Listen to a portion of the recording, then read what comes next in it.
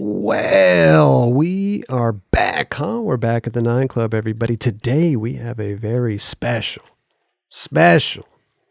Mr. Anthony Claravall is with us. Yes. How are you, dude? I'm good, my dude. I'm good. Hey, you look good, bro. Yeah, you do. Let me tell you. You got the New York. Yeah, now, I'm assuming you're from New York. I am from New York. Okay. I'm from New York, yeah. He's got the sweater. He's got the hat. Mm-hmm. I thought maybe you were from Texas.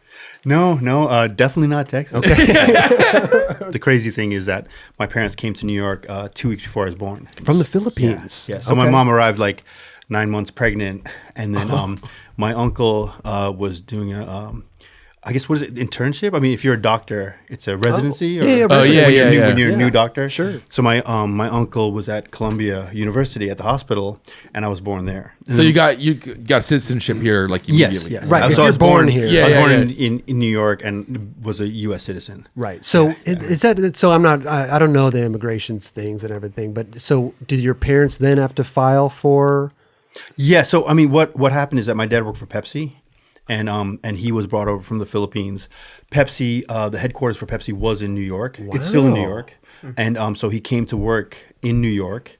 And so we came, like the family came, with him. Sure. And so that was like, I guess would be a work visa. Okay. And then after living in the United States, then my mom petitioned to become a citizen. My sisters, older sisters, did the same. Okay. And my dad actually, he was always a permanent resident in the United States, but he never went through the whole thing to get citizenship. So he was always a Filipino citizen, but with like a green card. Right, for working for Pepsi. Yeah. A lot of Coke fans out there right now probably turn the episode off. I'll be I'm honest. just saying, there's a divide there. There's people, it's either or. It's crazy because like when I was a kid, like my mom wouldn't let us drink soda. You know what I mean? It was like bad. You know what I mean? Like, it was really bad. My mom was like, my mom would never let us drink soda. And then, I mean, it kind of became where like I really wanted to drink soda. You can't have it. Yeah. Of course. And then, it was always Pepsi because of the company, whatever. Sure. But actually right now, I mean, anyone who knows me knows I'm super into Coke Zero. So, it's just strange how life really works. Yeah. So now, if they haven't turned the episode off, they really will now. I think I've alienated Pepsi lovers and Coke lovers. I thought you were going to say you like the Coke when they changed the recipe. No. Okay. I like Coke Zero. Okay. That's my shit. Yeah. Coke Zero. What about no Diet Coke? No, I will if there's no Coke Zero, but I prefer Coke Zero. Do you have that when it's like family functions and stuff, or do you drink Pepsi? No, it's done. Like the whole allegiance to Pepsi. Oh, it's done. Oh, it's over. Yeah, retired. It's Your dad's retired. Yeah, okay. yeah. That boat sailed. What a fascinating story, though. It's amazing. I never knew that your dad worked for Pepsi. And this is how it comes into skateboarding. Okay. Do you know the very first ever skateboard team? That was a sponsored skateboard team that traveled, that did demos. Mm-hmm. That company, made a skateboard team. Let me guess. Pepsi. Okay. Yeah. Really? Yeah. Back in I guess this was the 70s when it was banana boards, it wasn't even pro skaters, but people had a name on their board. It was Pepsi had a ramp. It was like a giant fiberglass ramp with no flat bottom. They would have give away boards and people do 360s or whatever. Wow. That wasn't the see-through ramp, was it? Exactly. See-through? Yeah. So that was Pal used that's to kind of like that too. Yeah, exactly. Yeah, years later. Yeah, but I mean, that was the first. It wasn't. I mean, you think about blue chip skateboard companies like Santa Cruz, Powell. I mean, the first skateboard companies, and this predates that. Wow.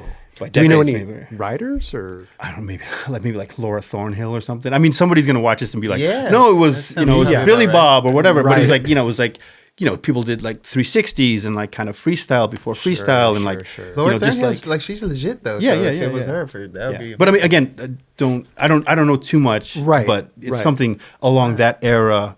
Wow.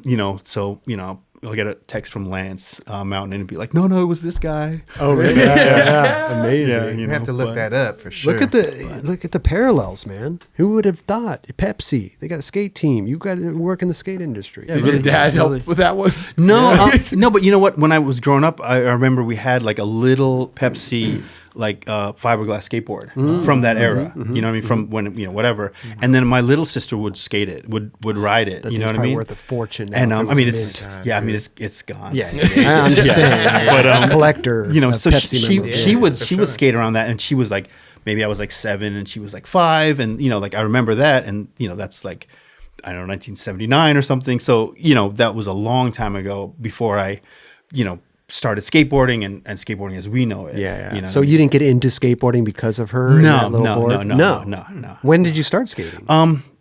Maybe I was like 13, and I was like super into punk rock. I was really into like hardcore. There's like, so New York had a really big like hardcore scene.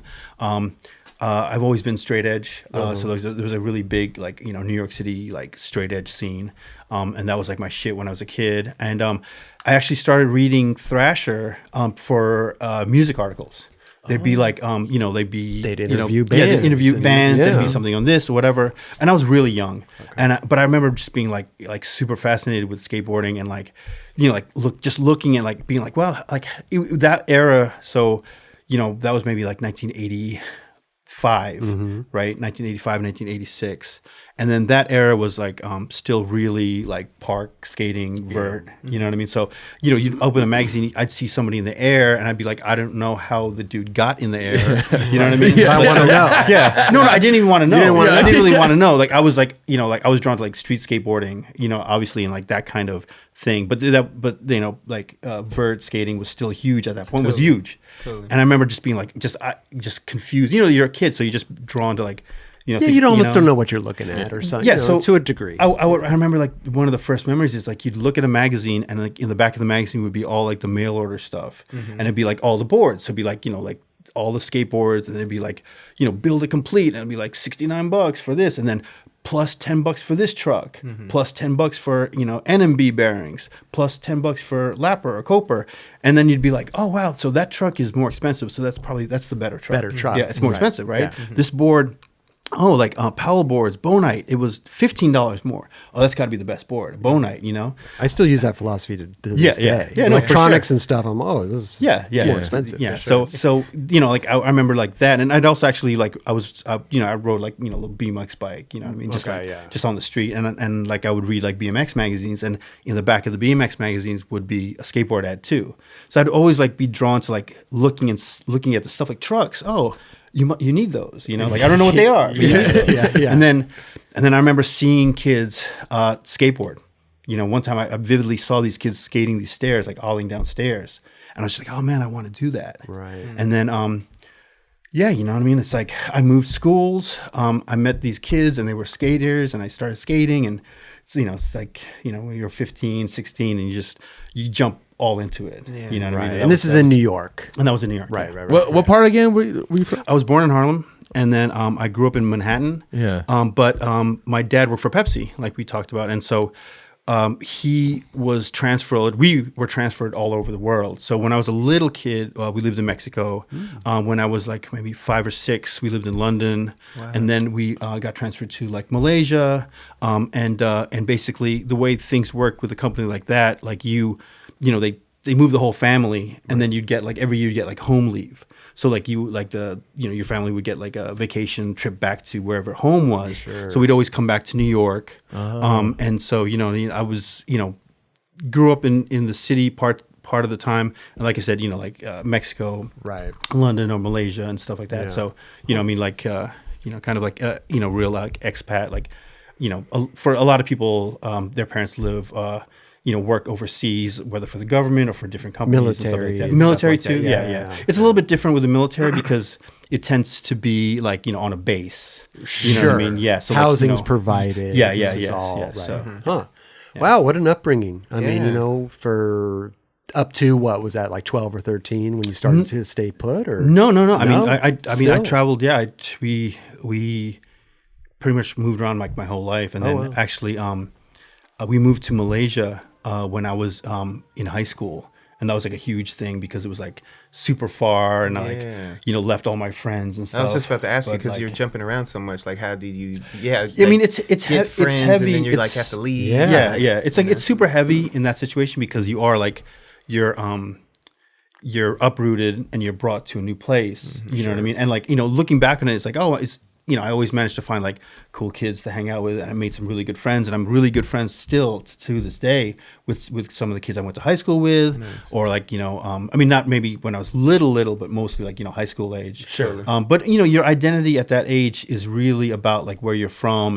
and your scene and stuff. So moving around, like in some ways, it made me really, you know, I mean, I always grew up like the idea of New York being home, or that's where I'm from, was like really strong. You know what I mean? Right. And then, but you travel around a lot, and so in retrospect, it was great because, you know, I mean, as a kid, it allowed me to see different cultures and see how different people lived, and then be really comfortable with traveling. And then now I travel a lot, and it, you know, it doesn't faze me. I can see like the positive of it. And some people, like, they don't get that at a young age, and it's like traveling can be really traumatic. For sure. You know what I mean? Oh, yeah. Well, we'll get into the whole traveling thing because you're basically, I mean, Asia, Barcelona. I mean, you covered a lot of skaters over there. Anytime anybody left The United States. the United States, Anthony Claravall was in on it, on you know. location. Yeah, on location. No doubt. He started the whole China skate It's scene out there. I feel like.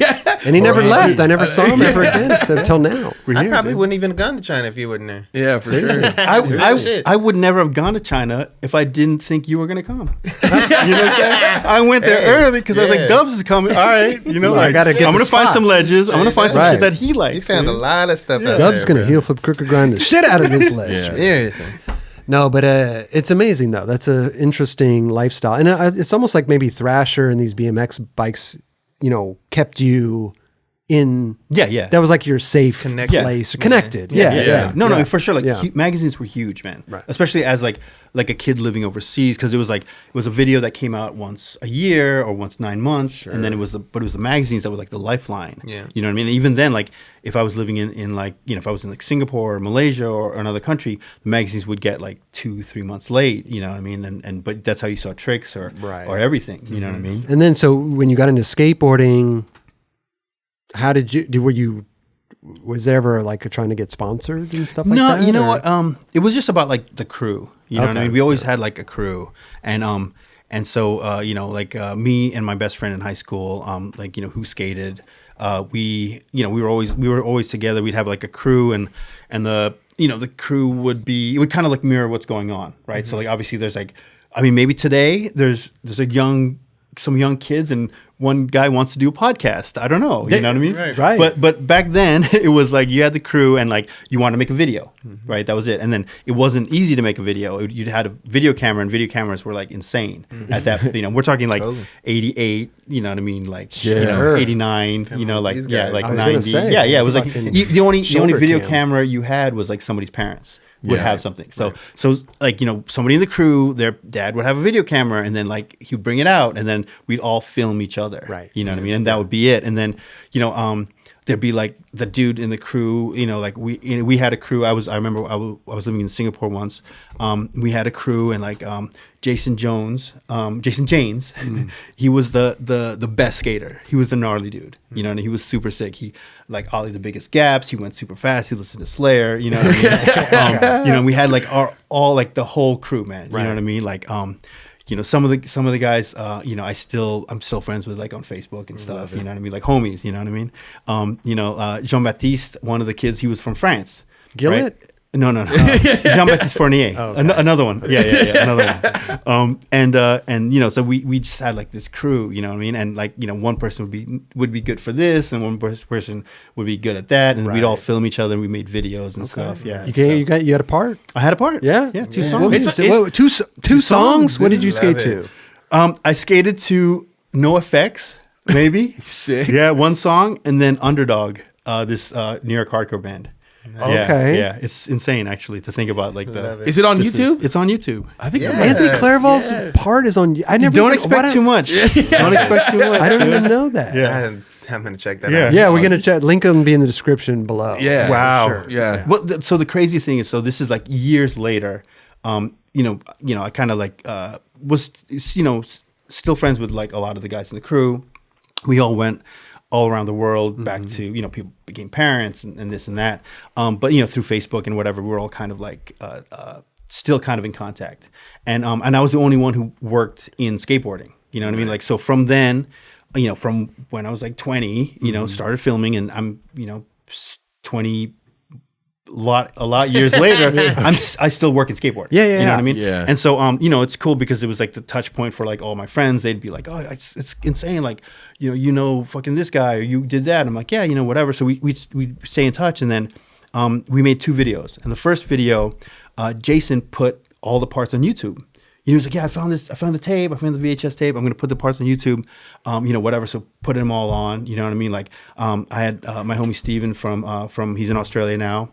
He had his part up, and we're like, damn, it's crazy. And then they put my part, and then John Baptiste's part, whatever.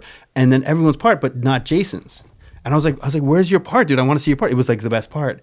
He's like, dude, like, that VHS, like, over the years of watching it, like, my part is unwatchable. It's just like fuck, because that was the part like he would always watch back and forth. Yeah, it's his part. It's his part, right?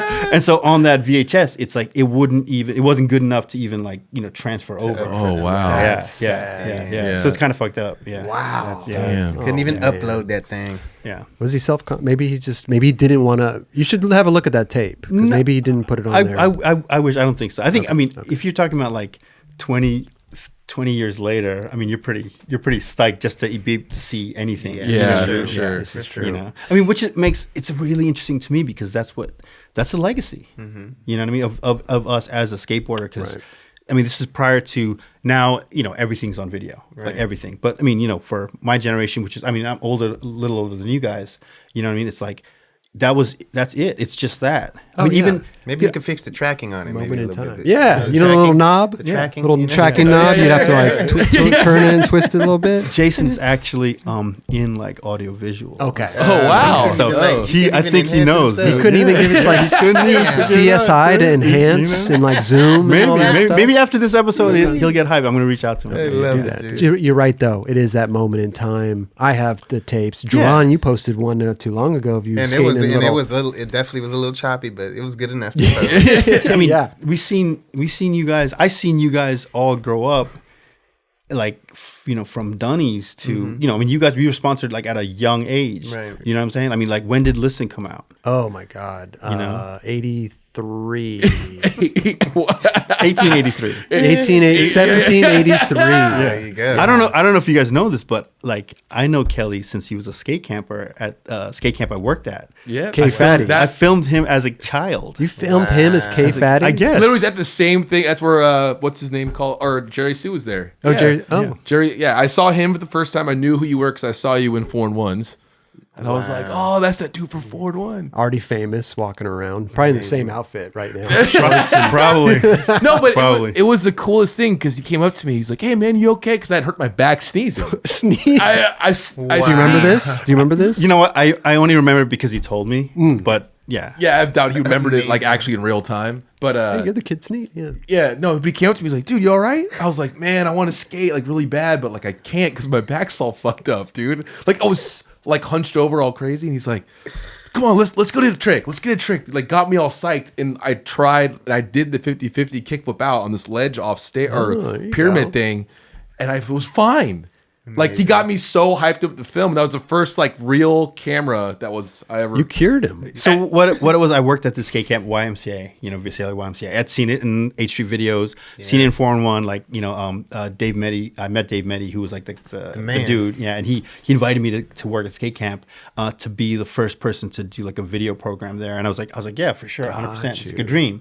But what I did, my job was to, I made a video. I filmed. Right. And then I tried to make a video for the last day of camp. So the kids would have a special night. It's the last night of camp. Everyone goes home and then we play this video. And I wanted to try to have as many kids in the video, just so they wouldn't get left out. Yeah. They would see, it would be part of their experience. Sure, you know what I mean? Sure. And so, it's like I wanted them, whether it's like there was probably 30 kickflips over the hip. There was probably, you know what I mean? Like a but bunch they're of little disasters. campers. It's special to them. And then there'd be visiting pros that would come and, you know, they'd have like stuff. We'd have little skits and stuff. Sure. Did you tape over Kelly's trick? No. But Kelly was in there. He was in there. I was so happy when I got that video delivered to my house. Oh, I saw it. He had a premiere at the end of the week, right? Yeah. And I was so happy I made it in the How old video. are you? How old are you? 13. 13. I was The 13 campers years old. have to buy the tape at the end, huh? No. They're upselling a little bit. No, Okay, it was understand. more genuine. It's like they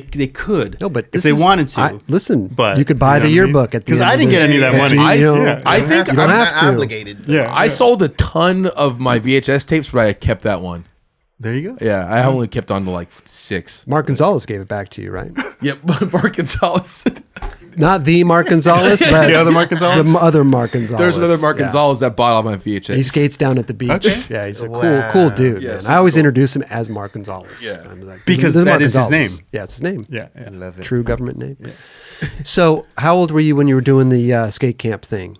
So the first time I went to California to film was probably 94, 95. So Okay. I was like 20, 21, 20. Because you said you 22. you started filming for skateboard companies at 20. Yeah. Oh, Yeah. How did you get into that? So one of my best friends from high school, his name was Jurgen. He was going to school in New Jersey, right?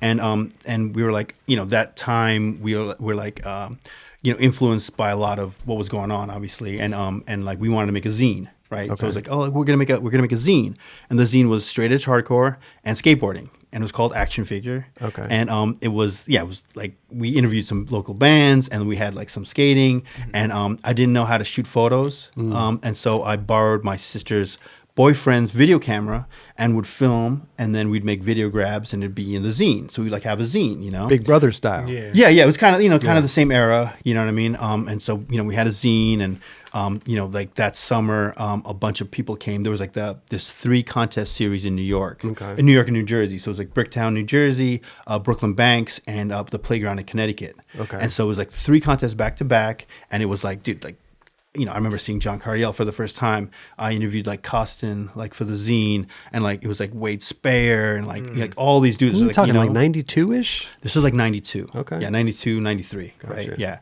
So so you know, this was like, it was insane, you know what I mean? Like these guys came to like New York and in New Jersey and Connecticut, you know, and I didn't go to Brick, but I went to the Brooklyn Banks contest and I went to the Playground in Connecticut. And you know, like, you know, like fucking we had pro skaters there, you know, like, you know, did little interviews and stuff. And so we had the scene. And then I just kept filming, you know, like all my friends kept filming like the best kids, like, you know, in the zone. And I was like, and 4 and 1, it started around the same time. Right. And then I was like, oh man, like, you know, like, fuck, I want to try to contribute to 4 and 1. At the end of the video, there'd be like, you could send your VHS tapes that have an address or whatever, you know what I mean? Yeah. And, you know, I was like, fuck, I'm going to do that. And then, you know, I didn't know anything or I didn't know anybody. But I did know this guy named Jeremy Traub. And Jeremy Traub was a photographer from Boston, right? Okay. And I'd met him, and he shot for Transworld, and he was kind of like, you know, that era had shot a lot of photos, you know, for some magazines. Sure. And then what the crazy part was, you know, I didn't really know anything, you know what I mean? So I remember I called him one day, and I was like, hey, I'm trying to get some footage together. I'm trying to film to send to 4 and 1. Like, do you have any advice or whatever? And I was like, or, you know, about cameras or whatever. He's like, yeah, man, you should get like, you know, like this is a good camera to get. It has image stabilization, but it's like optical, you know what I mean? So it's actually like the lens is stabilized. There's other ones that are digital where it's like they, you know, like take the image and like they put a filter over it. So which you want to get better. The optical is better than the digital. Like, you know, you want to get that. Mm-hmm. He's like, yeah, the guys at 4 and 1. It's like, you know, Chris Ortiz and Josh Freberg. You know, get the stuff together, send it to them. Right. You know, put their name on it. Not don't just put 4 and 1. And then, you know, if you don't hear back from them, those guys are really busy, but they're really cool. So if you don't hear from them, you know, give them a call or send them a letter later on. You know, like follow up on it. So that was his advice. Right. Or just keep checking 401 until you see your clips in it. Yeah. So, you know, I mean, so, you know, at the time, like, my girlfriend at the time worked at a camera store. Oh. And so with her discount, I bought like something like 3 like boxes of tapes, you know, of high 8 tapes. Sure. You know? So, and then I filmed like one whole summer, you know what I mean? What about the camera? Yeah, You were still using your friend's dad's camera? No, or whatever? it was my sister's boyfriend's Sister's camera. boyfriend. Yeah, yeah. So Okay. I just kept using that. kept I using just it. used it. You Yeah, didn't yeah, take his He advice. wasn't using it. Yeah. Well, Okay. I mean, I took his advice, let's say, for the next camera that I bought, but at the time, I mean, it was like, Right. it's like, what's your next car? You know what I mean? Like, That, was at that like, yeah, time, yeah, right? you know what I mean? $1,000 Yeah, is yeah. A lot of money. Yeah, maybe it was like I don't know, maybe $879, but that could have been like 10,000. You know? Sure. Yeah, Sure. So I filmed one summer, like filmed all these kids, like like some of them would become like famous pro skateboarders, and some of them like never made it out of Jersey or never made it out of New York. Sure. So I filmed like 27 tapes, right? Wow. Like something crazy, right? And then I sent them to 4-in-1. You sent 27 Yeah. All of the- uncut raw Yeah. footage Yeah. to Yeah. 4-in-1. No, but with a log sheet, like like to Chris Ortiz. 3 minutes, 3 minutes 49 seconds is this. or Okay. whatever. Oh, so you were That's you good. yeah, were That's yeah, good. yeah. No, that was part of the Gotcha. thing. Okay. Like don't just send like a raw tape. You have to like write down Yeah. what is on the tape. You know what I Right. mean? I was like, Poor oh Chris wow. Ortiz is I'll be trying- like, wow, that makes sense. So whatever Jeremy said, Okay. I followed like to the letter. Gotcha. You know what I mean? Gotcha. So I sent him the tapes. Sent like 27 tapes in or whatever. And then I was like, okay, cool, fuck. I'm in New York. I sent it to California. I don't know how long it takes. Maybe a week. Okay, maybe 2 weeks. And then it would be 2 weeks or whatever. And I was like, okay, fuck, do you think, I wonder if they got there. Fuck, I'm going to call. Like, I should call. But maybe it's too early. I should wait or whatever. I remember calling. Like asking I a called girl the number. out. Yeah, Like, yeah. No, I don't know. You It was a- I'm in fucking New York, and like California is like time- Mars. right, You know right. what I mean? Yeah, Yeah, it's yeah. like Whole different world. Who knows like what the fuck is going on over there, Right. And so then I call 4-in-1 the number, and I called a couple times, and like nobody answered or whatever. And it's the same thing with the time difference. I'm like, oh, whatever. And I remember I called once, and I got Josh Freberg on the line. You know what I mean? And I'm like, hey, yeah, I know, my name's Anthony. I'm in New York. I just sent I sent all these tapes, and he's like, oh yeah, we got them. And I was like, okay, cool. And I felt like he'd like. In retrospect, he probably wanted to just like put the phone down. Like he was like, he picked up the phone. He's like, oh shit, like yeah. And I'm like, got yeah, caught. and I'm like, yeah, I sent that. I mean, like, I like, did you get the tapes? And he's like, yeah, we got them. And I'm like, oh, yeah, did you see this line or whatever? And he's like, oh yeah, that was really cool. It's kind of shaky though. You know what I mean? I'm like, oh, did you see this trick? 20, yeah. And he's like, oh yeah, that was really cool, but it's really dark. And it's like, okay. And I was like, well, and I'm kind of like, fuck. And I'm like, well, did you see like Kim Cardona did a nollie inward heel flip over the Brooklyn Banks wall? Did you see that? And he's like, yeah, that's going to be an opener. Oh, what? Yeah. I was like, okay. So if I never called you, I would have never known to invoice you for that. Yeah, no. Well, it was just like one of those things where it's like, 27 tapes, lightning struck once, Yeah. I mean, and Kim Cardona is one of the best kids to ever come out of Jersey. Right. One of the best styles to ever come out to the East Coast. You know what I mean? So, you know what I mean? That's So rad. it was an opener. It was an opener. Yeah. It was that the only clip that made it out of the 27 tapes? No, there was probably like 3 clips. Oh, yeah? 3 or 4 clips. But wait a minute. Are you just sending all your original tapes? Yeah, Did yeah. you back them up or anything? You You just don't back them up at this point. Well, but, I mean, would you make a little video for the homies? Yeah, I would make like a mixtape on So a VHS. you'd make a mixtape Yeah, and then send the. But yeah, but it's like originals. this is like, dude, I'm trying to send this to 4-in-1. I remember asking them. I was like, hey, I'd sent some tapes in, and then I was like, I'm gonna send in more. You know what I mean? They're like, yeah, send, whatever, And then I was like, yeah, I've been, I'm filming with these kids. I'm skating with these kids, and they're like, what are you filming for? And I'm like, I'm trying to film for 4-in-1. I'm trying to get stuff. So is it cool if I say I'm filming for 4-in-1? And then Josh was like, yeah, you can say whatever you want. You know what I mean? Trying to get me off the phone. But at that point, it was like, that was such a cosign that I was like, oh, the dudes from 4-in-1 said that I'm filming for 4-in-1, so I can say I'm, like legitimate. Totally. Yeah, Totally. yeah. So like, that was, without getting compensated. well, no. From the very beginning, anything that like they use, like I got to check. Oh, dope. Yeah. But it was like, like the first check was like, I don't know, like 1 trick in switch stance, 3 tricks in chaos, and an opener. And at the time, I think openers were $50. Okay. I think the tricks were 15, or if not 10. Wow. Yeah. So and then maybe there was a slam in the credits, and that was 5. Sure. So it was like maybe the first check was like $95, and it's every 2 months. So don't get me wrong, I was hyped on, Oh, no, 20 no, years sure. old, Your but it foot's in wasn't the door, bro. Yeah, but Yeah. it wasn't like a life changing. no, I mean it was life changing. It definitely was. In that other sense, for Yeah. sure. And Life And now people just put it on Instagram for free. And No now people doubt. put it on Instagram free. But maybe 3 million people could see it on Instagram. That's true. You know what I mean? I don't know. Or Depends on who you're. Yeah. What number did you start at? Would you say? So the first thing I did was I gave footage to Zoo York for Zoo York Industry. Okay. And I think the Zoo York Industry was issue like maybe 5 or 6. And then the first, like the Kim opener, I think was like 9. Issue 9. Oh, maybe. so you had Or already issue had 8. footage in a 411. Yeah, but that was really random too. That was just like Zoo York was doing this industry. I happened to have some stuff kind of like concurrent at the same time, Yeah. and I gave it to them, and it was just in there. And so I didn't feel like it was like what I mean. It's different from filming something. Yeah, sure. And then it was like, dude, it was crazy. I had like maybe 3 tricks. Ivan Perez. I don't know if you remember Ivan Perez. He did a fakie ollie over the Brooklyn Bank's wall. Wow. Frank Nattiello. He did like a nollie back 360 like on the banks. Okay. You know what I mean? Which was at the time was crazy. And there was a line of Harold at the Cube at Astor. Like a spot we skated every day. But the line was so fucked. Like I don't think I didn't know what I was doing, and like I don't think I have like even a good fisheye. It was like if you took a camera and you like rolled it on the ground That's next what to the somebody, footage it looked looked like that's what it was. Yeah, that's what it looked like. And I mean, Harold did like a nollie heel flip, and then I think he did like a nollie nose slide like on the curb. Wow. You know what I mean? I mean, and I was hyped, but it's just like it wasn't like I was like I seen it like years later, and I was like, wow, that's like. It's horrible. Yeah. It's horrible. And they put like, Zoo put like this filter over all of the stuff, and there was like some film popping and film burns and stuff, which is super cool then. But I mean, at the time I was like, that looks really weird, because you don't know anything. Yeah, you're just like Well, they're trying new stuff out. yeah, for sure. I mean, and like, Zoo and all those dudes, like such a huge influence or whatever, but it's more just like about like not understanding an aesthetic I don't know, man. Like right now, like VHS is an aesthetic, right? Like kids, like it's a look. Yeah. It's got a fucking number at the bottom, and it's got a red dot, and it's like VHS. And There's it's like, filters Yeah, it's a for it, filter. yeah. Like, and then back then it was like that's all the look you had, and you hated it, and you wanted people wanted to look like film or whatever. And If you wanted to do titles, you'd have to like hold the thing down and push the btten so you write the thing. I don't know what it's even called.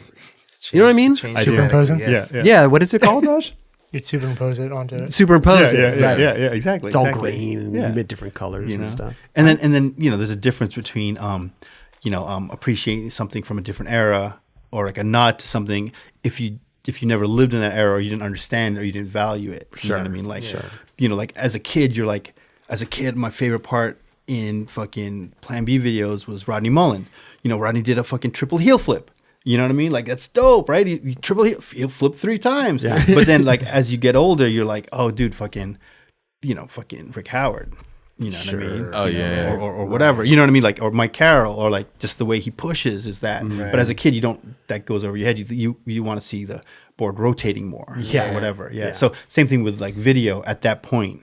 You know what I mean? I wasn't. I didn't have that appreciation yet. But you figure it out as you go. Yeah, the style element doesn't come into play until later, until you're really like infatuated with skateboarding, Yeah. And you're like noticing different things besides the tricks. Yeah, no, for sure. 100%. It's like with skating. We watch skating as we're learning how to do these tricks through the videos. Yeah. And you're kind of doing the same thing. You're watching these videos and seeing maybe different angles you could use and how they're filming. Oh, they're really close to the ground. Yeah. No, for sure. I mean, I'll watch a video and I'll be like, damn, dude, like that dude filmed that like fucking dope. Right, you know what I mean? Like, right. fuck, that would be really hard. Like that spot's really hard to do that. Or like he fucking went down those stairs and it didn't shake or whatever. You know what I mean? Yeah. Or like the dude who skates park and films. Chris Gregson. Okay, Chris Gregson is the fucking man. You know what I mean? I do not know the guy. I met him a couple of times. Nicest dude, but dude, respect because like he's fucked. Like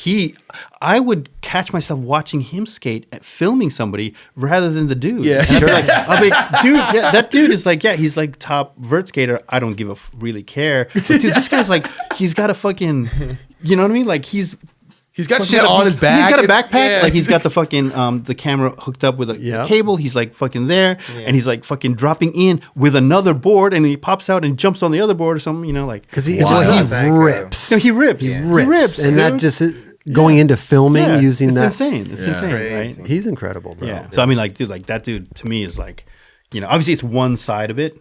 You know what I mean? But he's He's got it covered. Yeah, man, fucking Totally. kills it. Fuck. Yeah. So how long did the 4-on-1 thing last? Years and years. So that was it. Like 4-on-1 was like I wanted to film for 4-on-1. Did you that ever was like get my on dream. the payroll? Yeah.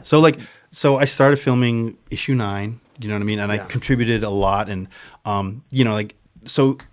if you don't know, Chris Ortiz was the editor of 4-on-1. He was like the managing editor, right? And then Josh Freberg was like the editor as far as like putting parts together, let's say. But they were a team, and they're two of the best guys in skateboarding. Yeah, So, they're great guys. dude, like I would not be where I am today without them. So Ortiz and Josh separately and together took a chance on me on like random kid, you know what I mean? Sending in that's 27 it. tapes. Sending 27 tapes. And I mean, like I kept sending stuff in, and I was like try to be like really kind of on it and be like, oh, whatever. And then Chris started talking to me about like, oh, like instead of just like randomly filming, why don't you work on some articles? You could work on a Wheels of Fortune. You could work on a thing. And I was like, okay, cool. Now they're giving you tasks. Now they're giving me tasks. Yeah. So, I did like a Wheels of Fortune with Mike and Kim Cardona. Sick. Basically Chris was just like, oh, film the best skaters that you know. You know what I mean? Yeah. So I was like, okay, cool. So when I started filming, the best skaters were Bobby Puglio, Mike and Kim Cardona. You know what I mean? Like those were like the dudes, and those are the dudes that I skated with. There were obviously other major skaters. I mean, Huff and Keenan, the Kings of New York, Gino, but I didn't really know You were them. using your friends. Yeah. I was like, you get in where you fit in, I filmed the Wheels of Fortune with Bobby. Filmed Wheels of Fortune with Mike and Kim Cardona. I did helped with a New York Metrospective. Frank Gerwer. Frank was like one of the guys I started filming with. Oh wow! Like from the beginning, one of my best friends. Amazing skateboarder, and we kind of came up together, and so did a Frank Gerwer Wheels of Fortune and stuff like that. And I would say like a lot of that stuff was like before I really even knew what I was doing. It was just like I'm just filming, Gotcha. Oh, we'll just meet up. We'll meet up at the Banks and we'll go film and whatever. And I thought enough stuff. I'd do like an interview, you know what I mean? And like it would be like no thought, like did an interview with Frank for his Wheels of Fortune, like it was on the train tracks in like Long Island, you know what I mean? Yeah, and it was just audio's horrible. Yeah. It was, I mean, it's Not like thinking your name, how old you are, who you ride for, and I'd like to thank. That was it. Sure. You know what I mean? Like super basic. And so but that was the era, you know what I mean? And then my dad actually retired, and he was living in Malaysia, working there. He retired and moved to San Francisco. So, I was like, okay, I'm going to go visit my dad, and film. And Ortiz was like, yeah, when you're out there, like, try to hook up with people, try to, hook up with Thrasher and like stuff like that. And I was like, how do you hook up with Thrasher? You know what I mean? And he's like, yeah, call up this dude or call up that dude. And I called up a couple of dudes like cold, you know what I mean? Yeah. And sometimes like they would be like, okay, yeah, okay, like whatever, and then some people would be like super welcoming and like, you know what I mean? Like, super sure, down. And, sure, and sure. that's how it was at that era. And, started meeting more and more people, started filming with people like, randomly met up with Gershon Mosley one time in SF, sick. filmed a bunch of stuff that was like in a chaos. And then Ortiz was like, yeah, some guys you want to work on a parts with. And I was like, well, fuck, Gershon Mosley was amazing. Like I didn't know the dude at all. Filmed a couple tricks with him randomly. And I'm like, I hit him up and called him up. It's like, yeah, would you want to do a part for 4-on-1? And, I can come out to California. And he's like, yeah, man, let's do it. And I went out with Frank and we stayed at Gershon's house. Frank Gerwer and Gershon. Yeah. So I love that. Dude, but it was insane. It was actually insane. So Why? Gershon lived in San Jose. Okay. And he had a homie from like Salt Lake City or from Boise or somewhere who also was coming at the same time. And Gershon was filming that dude. Oh, So what? Gershon was filming like his homie. homie. Yeah, filming a part of his homie. And then I would film Gershon skating. And Gershon was insane. Oh, like as a skateboarder. He was Oh, like, he's so the level best. was Gnarly. fucked. Oh yeah, consistent. Dude, he was just like, like Big time. yeah. So, but it was like, it was fucked for me because it literally one time he's like, yeah, we were in San Jose, so we filmed a bunch of stuff, and he'd be like, I want to go to San Francisco. I want to skate some stuff in San Francisco. I was like, yeah, cool. Like, whatever. It's an hour away. And then one time he said to me, he's like, I want to go to Hubba Hideout and switch Smith grind it before Costin does it. And I was like, and I was just like, okay, that's insane. You know what I mean? For somebody to say that. Yeah. And so we went to Hubba Hideout, you know, and we went and he starts fucking switch Smith grinding it. And I was like, this is nuts. And he did a switch Smith grind. Yeah, he did it. Yeah. And then he's like, he did it. And then he wasn't like really hyped or whatever, but he was like hyped he did it, but it was more like, okay, we got that out of the way. Right. And then he's like, film this. And I'm like, all right. And he did switch lip first try. What? Yeah. You know, and so that was in his 4-in-1 part, and I mean, I'm sure the switch Smith grind was an opener. It was an opener. Yeah, I was the first one I ever Wait, saw. switch front lip, right? Switch front lip, and switch front Smith. Yes. Yeah. And so it was, you know, that was like an opener. So I was like learning at the time too. You know what I mean? So then like I met Mark Johnson in San Jose skating through you know, Gershon and stuff. And I called up Mark and I was like, do you want to work on a part? And Mark was super cool. And he's like, yeah, cool. Like, you know, like, yeah, let's do it, you know? And then Ortiz was like, I think I got ahead of myself because Ortiz was like, yeah, you know, like if you film this part, you know, this month or whatever, you finish it by that month and then we can have it in this issue, whatever. They're scheduled. Yeah, they're scheduled. He's trying to get something together.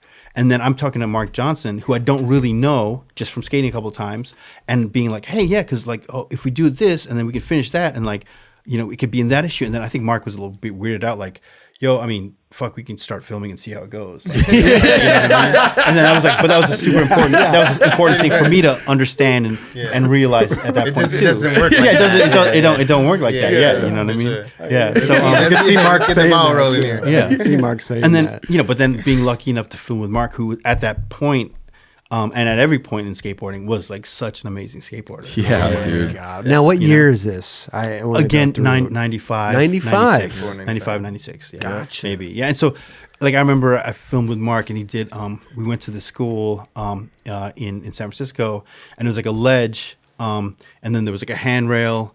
You know, like, so, I mean, tons of stuff had been done there, but he did like, you know, was filming a line. He did nollie heel and then front blunt kickflip.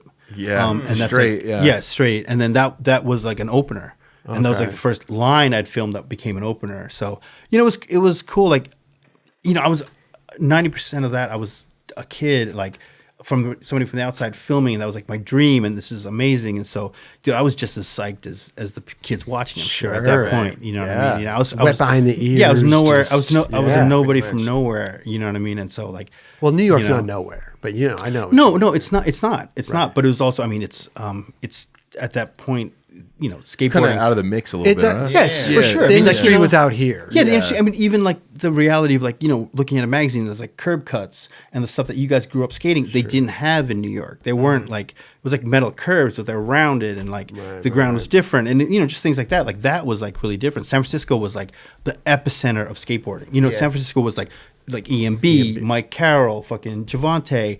It was like, you know, FTC. It was everything. You know, yeah. LA was all of that stuff. In New York, I mean, there's definitely a lot of fans. I mean, I have a homie who has an Instagram in Brazil, Vintage Skate. You know, and he loves that era of New York. Yeah, he loves it, and he it's posts dope. some really good stuff. Yeah. He always posts yeah, shit. yeah. His shit is dope, dude.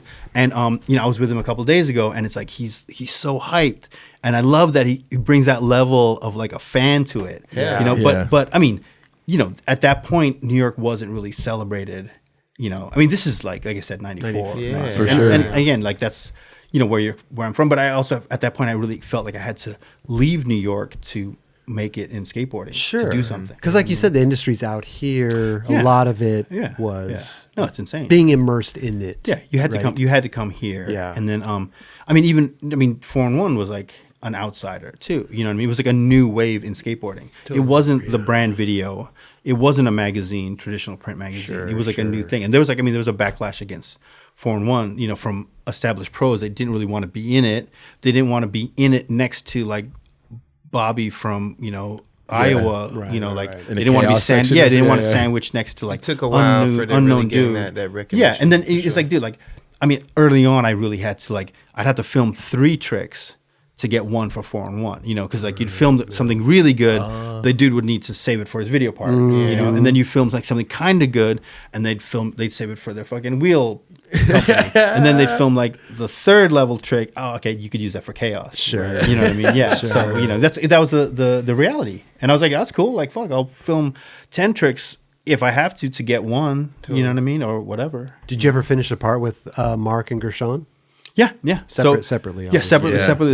There was a Gershon profile and a Mark profile, and then Mark actually lived with Chris Avery in San Jose. Is this like Maple Days? Yeah, exactly. Yeah, it was exactly Maple Day. So there was a 4-in-1 profile with Mark, and then it was like really good, and not through anything I did, but then it was picked for like the best of, and he filmed a bunch more stuff, whatever, and it was like a best of part. Yeah. Did you go out and film with him on that stuff too, or he filmed? Yeah, some of it. So like I said, he was living with Chris Avery, from my understanding, or he had been and just moved out. I mean, this is 27 years ago, so it's hard to remember. But Mark was always filming, and so he would film. He ended up filming a lot of stuff with Chris, like for that thing too. So I think the Gershon part, I filmed everything, but Mark's was kind of like there was other skaters in San Jose and stuff, and especially the best of. I think that was a lot of Chris's footage too. It's crazy because it's like traditionally, like with video, you don't really know who filmed what. There's a part, it's like 60. You have a part, and it's like 60 tricks or 40 tricks, and like you film 20 of them or 10 of them, and this is somebody else, and you don't know as it goes from one to the other. You know what I mean? Like, and even me, to be honest, like sometimes I'll look at something and I'll be like, damn, did I film that? And I'm like, I think I filmed that. You don't even know. Yeah, you don't even know. Sure. Yeah. You know what I mean? How did you keep a track of the footage you had back then for a person's part? No, so everything was 4-in-1. So basically, I'd film the tape, then I'd log the whole tape, and it would be everything. It'd be like 3 minutes 29 seconds to 3 minutes 35 seconds, frontside Smith, and then it'd be like this for slam, or like lifestyle, or like make, almost land, then then after land or whatever, like the whole thing, and then I'd send it in. They would have it in there, and then they'd be like, oh yeah, we need more stuff of this, or we got the tapes, and they'd make the part. Because you're not editing it. I'm not editing. You're just filming it and sending the shit in there, whatever they come up with. Yeah, right. Yeah. So like they'd be like, oh, you need like a last trick or something. Like no, it was. I mean, it was really. It was kind of like at that point, it's like you got what you got. So it's like okay, like we'd film or we'd have this stuff, and the deadline would be there, and then from that they'd like pick like the last trick, or from that they pick or whatever. And it wasn't until a few years later where he'd be like, okay, hey, shit, it's pretty much done, but this dude needs an ender. Right. And that happened. That became a thing, but not in 96, 97. Yeah. 95, 96, 97. I mean, at least for me, it was kind of like, this is what you got. Yeah. You know what I mean? Yeah. Hey, what a time to be alive back then. Dude, there people had parts like, there was like a Wheels of Fortune that would be like, fucking 58 seconds. Yeah. You know what I mean? It was like, that was it. Like, that was like a minute and 4 seconds was the part. So it wasn't like, where it became like, we have a video part. Oh, dude, we need like, the 3 songs and a crescendo goes down. And then after Black or whatever, it's like, no, this is what you got. Yeah. This is what it was. Yeah, I think my Wheels of Fortune was about like, just over a minute. Like it was super short. It wasn't like something drawn out. Yeah. Huh. It's crazy, dude. Yeah, it's crazy how it to was think about then. then. Or maybe it was one day.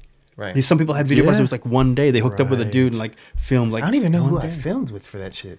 I feel like there was like Mesa footage. There was like It stuff had to like be all that- Mesa. Yeah, it had to have been all Mesa. Yeah. It's so bizarre though. God, years, man. Did you, Random, did you film that one of Mike Maldonado doing the kid with the fakie, the trick tips? Do you remember that? No. So that's probably Wolf. Oh, because there was one where I think I might have mentioned it on the show where it's like it shows Kid with the fakie and then it has Mike Maldonado and he just says the craziest trick ever. You're like, what? Do a blunt, pop out right away, fake. You do a flip, and I was like, so confusing as a kid. But I was wondering if you filmed that or not. No. No. That was I don't. I didn't really film any like trick tips.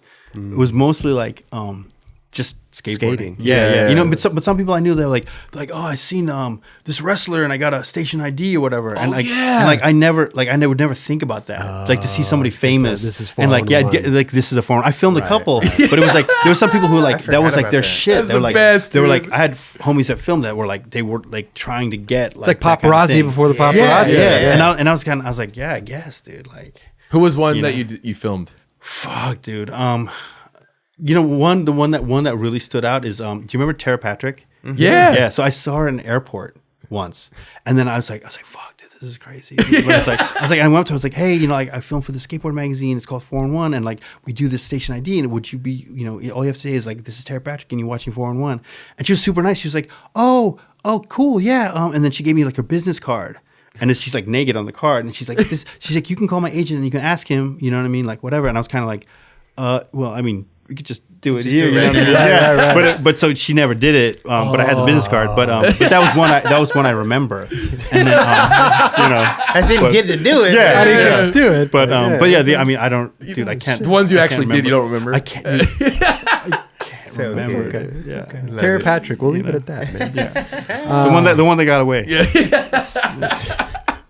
Throughout the 4-in-1 years, now are you doing other video projects for other people? You're not really. Strictly yes. Okay. So that era, this very beginning era, like I said, it would be like filming with somebody and like they want to save something for their part, for their video, whatever. Yeah. So it would be like, yeah, okay, cool. I'll send this to World. I'll send this to Reel. I'll send this to whoever. Right. But it wasn't like, I didn't feel like I was like filming for that project. Right. You know what I mean? It was just like, I got these tricks of this dude. I'm going to give it to that guy who's doing it. Yeah. You know what I mean? Like, so it wasn't like, oh, I'm filming for this, Right. But you're contributing to other videos for the people you're around. Yeah, exactly. Right.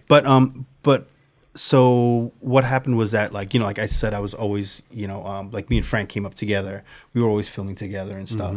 And he he was trying to get sponsored just like everybody else. You know what I mean? So when I first met Frank, he rode for this company called 13 Colonies. Okay. Right. So he was 13 Colonies Frank. That's how I met him. That's how he was. He rode for 13 Colonies. And then he started getting stuff from Shorties. Like from Bolts and stuff, not really from Shorties, but was riding Shorties boards. And then, like there was a Jim's Ramp Jam. Okay. And I ended up filming a lot of that video. So I probably filmed like half of Jim's Ramp Jam video. And Chris Markovich came to skate the contest. Oh, wow. And I showed Chris Markovich Frank's tape, his Sponsor Me tape, and Chris was super hyped and got him flow for New Deal. Amazing. Yeah, so Frank got a New Deal. And then like all these things happened. He actually... This is where it comes full circle. West Korea, Weston is rode for the firm. Wes is like one of our favorite skateboarders. Wes's dad is from Long Island, so Wes went back to Long Island one time, met Frank, and they started like kicking it. And then and maybe Wes gave Frank's tape to Lance, and then Lance, I don't know if Lance was hyped. But I think at the same time I worked at skate camp. Just enough. Well, so at the same time I worked at skate camp, and Frank came to visit me at skate camp, and Solomon was working at skate camp. Solomon rode for the firm. Solomon got super hyped on Frank. So I don't know if Lance really got that hyped on Frank, but Wes put in the good word. Sol put in the good word. Maybe even Ray too. And so Frank started getting flow from the firm. Right. And so we were kind of like a package deal, me and Frank. So then I started filming, I started filming for the firm, and, started helping like Lance would always do the intro for 4-in-1. Yeah. You know what I mean? And, there's a lot of stuff going on around there. And I just tried to help out as much as I could. And the firm was kind of like a family, you know what I mean? So like Lance is like the best dude ever. So, I mean, obviously, when I talk about Chris Ortiz or Josh Freberg, Lance is another person in my life who, was helped me and was there and, saw potential and, what I was doing with Frank, too, and everything, and is just like the best guy. Yeah. You know what I mean? Yeah. Like, hands down. He's great. And I learned a lot from him, and he was kind of like a mentor in a lot of ways where it's like, like, there's one thing to be like, give somebody a chance or to like, look out for somebody or work with somebody, but there's another thing to be like, hey, actually, you should think about it this way because this is really how it is, and like, you might not realize that or like whatever. So you're trying to like actually help people like, develop their own self and but also understand like the grand scheme of things and what's really important. Absolutely. And Lance was one of those guys. Amazing. Huge. Sure. And so I learned a lot through Lance. And now, like I do a fair amount of like team management and that kind of stuff. And a lot of that comes from things that Lance had taught me. Right. Long story short, so I started doing stuff for the firm and like Lance was like, it was always a real underdog thing. I mean, Lance did it out of his apartment, his house. Yeah, it was like his garage. Sure. There was like basically. And and there was it was like Wes and like James Qua were on the firm. Solomon left Reel and went to the firm.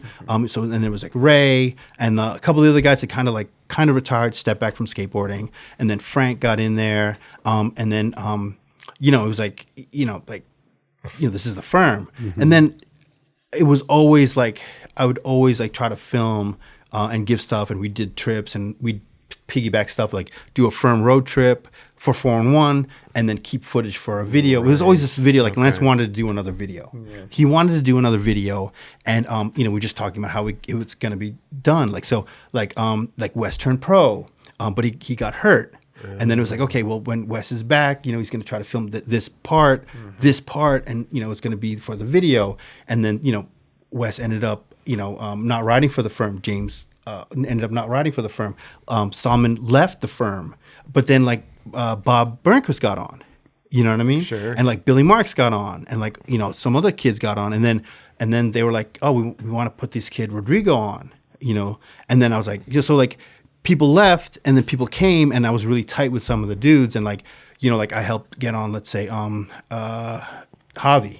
And then Uyghur, you know what I mean? So then like Javi, Uyghur, and TX kind of became like my crew and the dudes that I was filming. And then Frank quit. Frank went to Antihero, right? You know what I mean? And then Matt Beach came on and like all this stuff. So I mean, chronologically, maybe I'm a little bit all over the place, but that's kind of like people left and people came, and we filmed for years on the side. So I was always filming for 4-in-1. That was like my main gig, sure. And with Lance, and like we do intros for 4-in-1. We do like stuff for 4-in-1, but gotcha. like save stuff for an eventual video, and that video became Can't Stop. Can't Stop. Yeah. And so that was like maybe one of the very first videos that like I filmed a lot for. I didn't edit it, but I had like a big say in like how the parts would go. Okay. Rodrigo will have 2 parts. You know what I mean? Like, oh, these are the songs. I pick songs or whatever too. So that was like. Until then, it was mostly just like filming and giving the tricks, right? And then after that, it was that, and after that would be like, okay, I'm trying to like kind of like how the video would look or whatever. Right. And I think that's huge because the filmer, the videographer, they know what they're doing, right? They think, oh, I'm filming this trick here. This can transition into this other trick here where I'm moving the camera and doing things, right? Yeah. Amazing. Yeah. Did you like that experience? Yeah, for sure. I mean, it was, at the time you're in it, right? So it's like now it's like looking back on a lot of things, you can recognize like, this is a pivotal moment, or this is like this, or this is special, or whatever. But you weren't at tripping the time, on it, you were just I wasn't. Yeah, I wasn't tripping. I was like, fuck, dude, like, fucking, I love how Javi skates. Him and TX get along. Fucking, dude, we got to get Javi on the firm. You know what I mean? Like, didn't want to steal him from Powell, but I wanted him to ride for the firm, and like like the same thing. And like there was like I met Uyghur. He was like a young kid, like a little kid, at the skate park in Holland, and I was like this kid's dope, like it's like he's got like different tricks or like whatever. And I was like and then next time I went to Holland, I wanted to film with him, and then like I was like, dude, like fuck, we should try to get him on the firm or whatever, like things like that. Like you discovered Uyghur, maybe. You definitely helped him out. That's yeah. You know what I mean? I love that. Yeah, I mean, but I mean, in the fact that like I seen him and I was like, this kid rules. It's like this little kid with like red hair with a crooked menace hat. Sure. You know what I mean?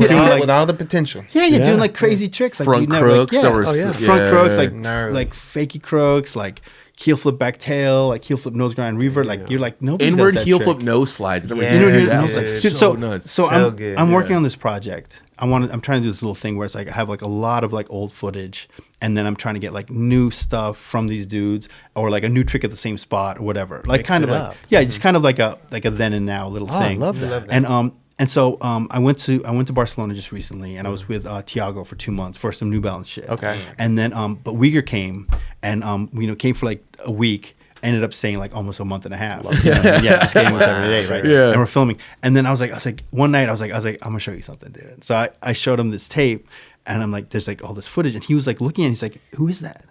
Yeah, right. He didn't And I'm like, recognize and himself. I'm like, that's you. You know what I mean? And he's like, that's not me, dude. I've never done that trick in my life. It was like a nollie back heel, switch tail, shove it, a line.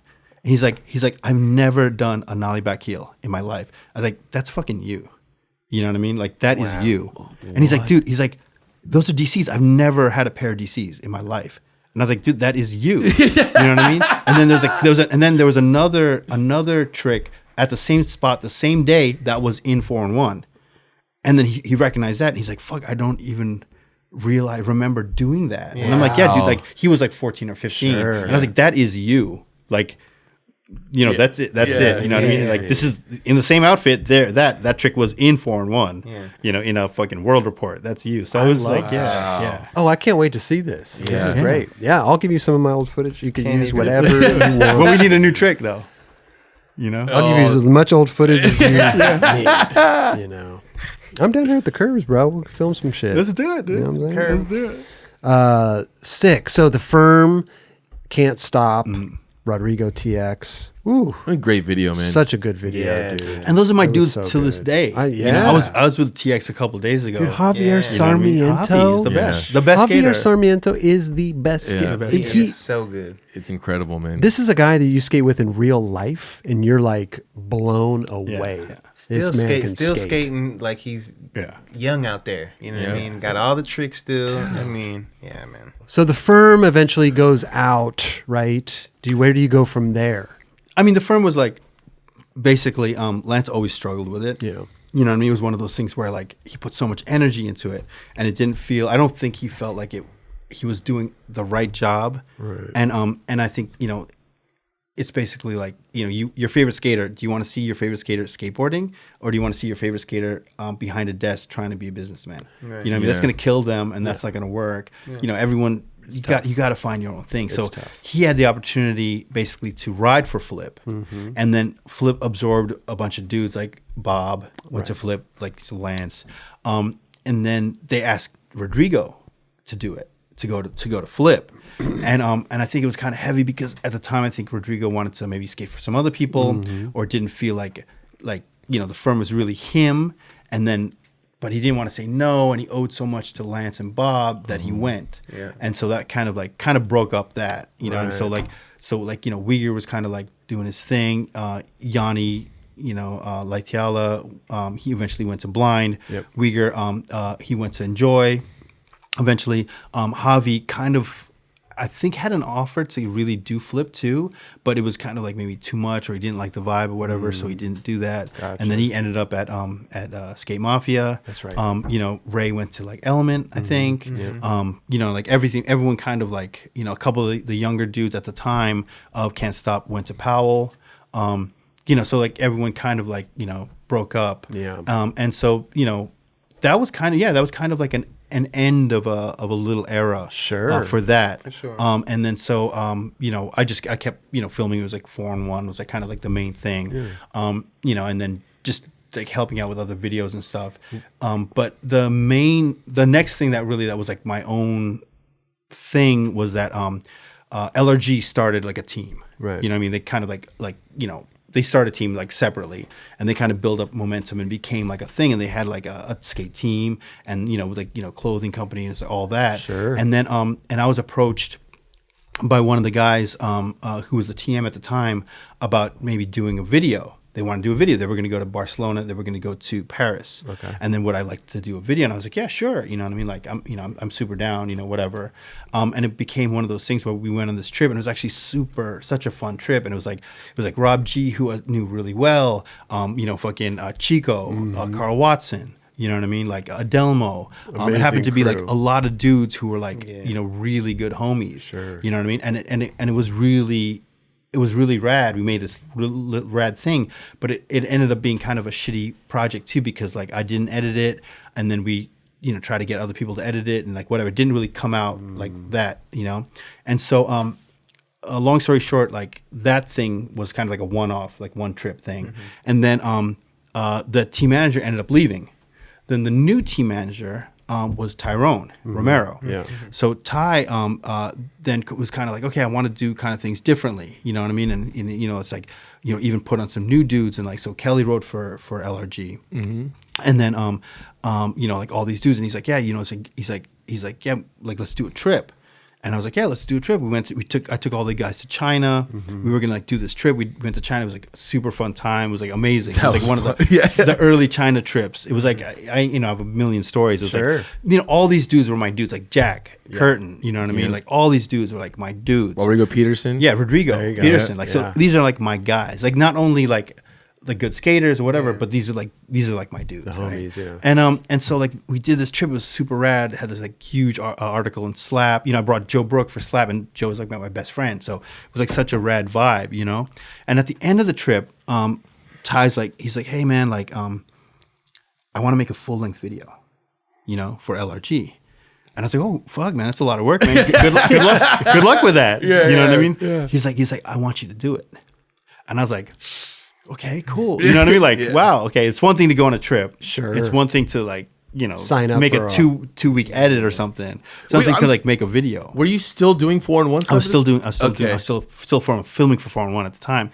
And then he's like, he's like, hey man, but this is a secret and this is what we're working on. But TX is gonna ride for LRG. Okay. And I was like, okay, well that changes everything. Like if TX gets on, I'll do it. Oh wow. Yeah. So then he's like, okay, whatever. We were talking, whatever. And at the same time, 4-in-1 was pretty much going out of business. They were getting close to done. Yeah. So it's kind of fucked because it was like such a good run, and 4-in-1 it was like amazing, and it was like they did so much for me, and that was like a real family too. But then it was like the writing was on the wall. I mean, a video as a commodity, a video as a product. You make a video, you sell a video, was done. Right. So if your business was making videos and selling them, then you're done. Yeah. You know what I mean? So they tried to turn around and make it different things and this, that, and the third. But that was coming to an end, and so the LRG project to me was like perfect timing. Yeah. You know what I mean? So I was like, cool. And all the homies and TX, you know what I mean? So, he's like, like Rodrigo's like my little brother, you know what I mean? So if he's going to come, I was like, let's do this. So we did it. We started off, and I was like, okay, like, I think it'll take like 2 years or like 18 months. Like, we'll do this many trips. Like these guys will have parts and like, like this, that, and the third. And then like, there's like these AMs, you know what I mean? Kelly's one of them, Rodrigo Peterson's one of them, you know what I mean?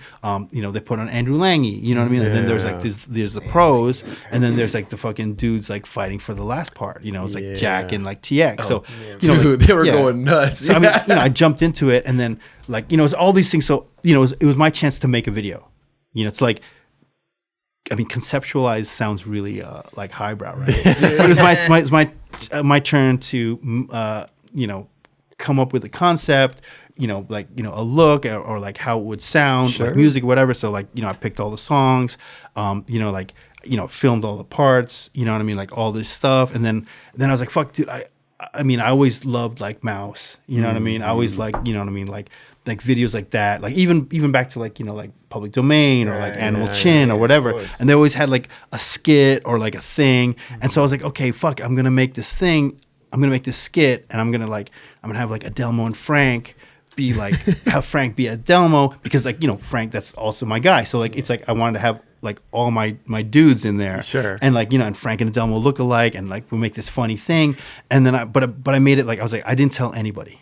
Like I didn't tell anybody what this was. I was like, so, what is Kelly? Dude, like Kelly, I mean, I filmed with Kelly. We filmed a lot for that part. Yeah, you know what I mean? And like I would stay at his house. You kept the secret. He would come to San Francisco, and like I wouldn't tell him. And I interviewed him like for like the what do you interview me for? And I was like asking him these questions. I was like, do you think Adelmo will shave his head? And he'd be like, no. Like, no, but like not even knowing what was going on. Yeah. So I made this little skit and like whatever, and we had that, and LRG was two guys, right? Jonas and Robert, right? And Jonas was the creative, and it was an amazing guy, amazing guy, like inspirational dude, for sure. You know what I mean?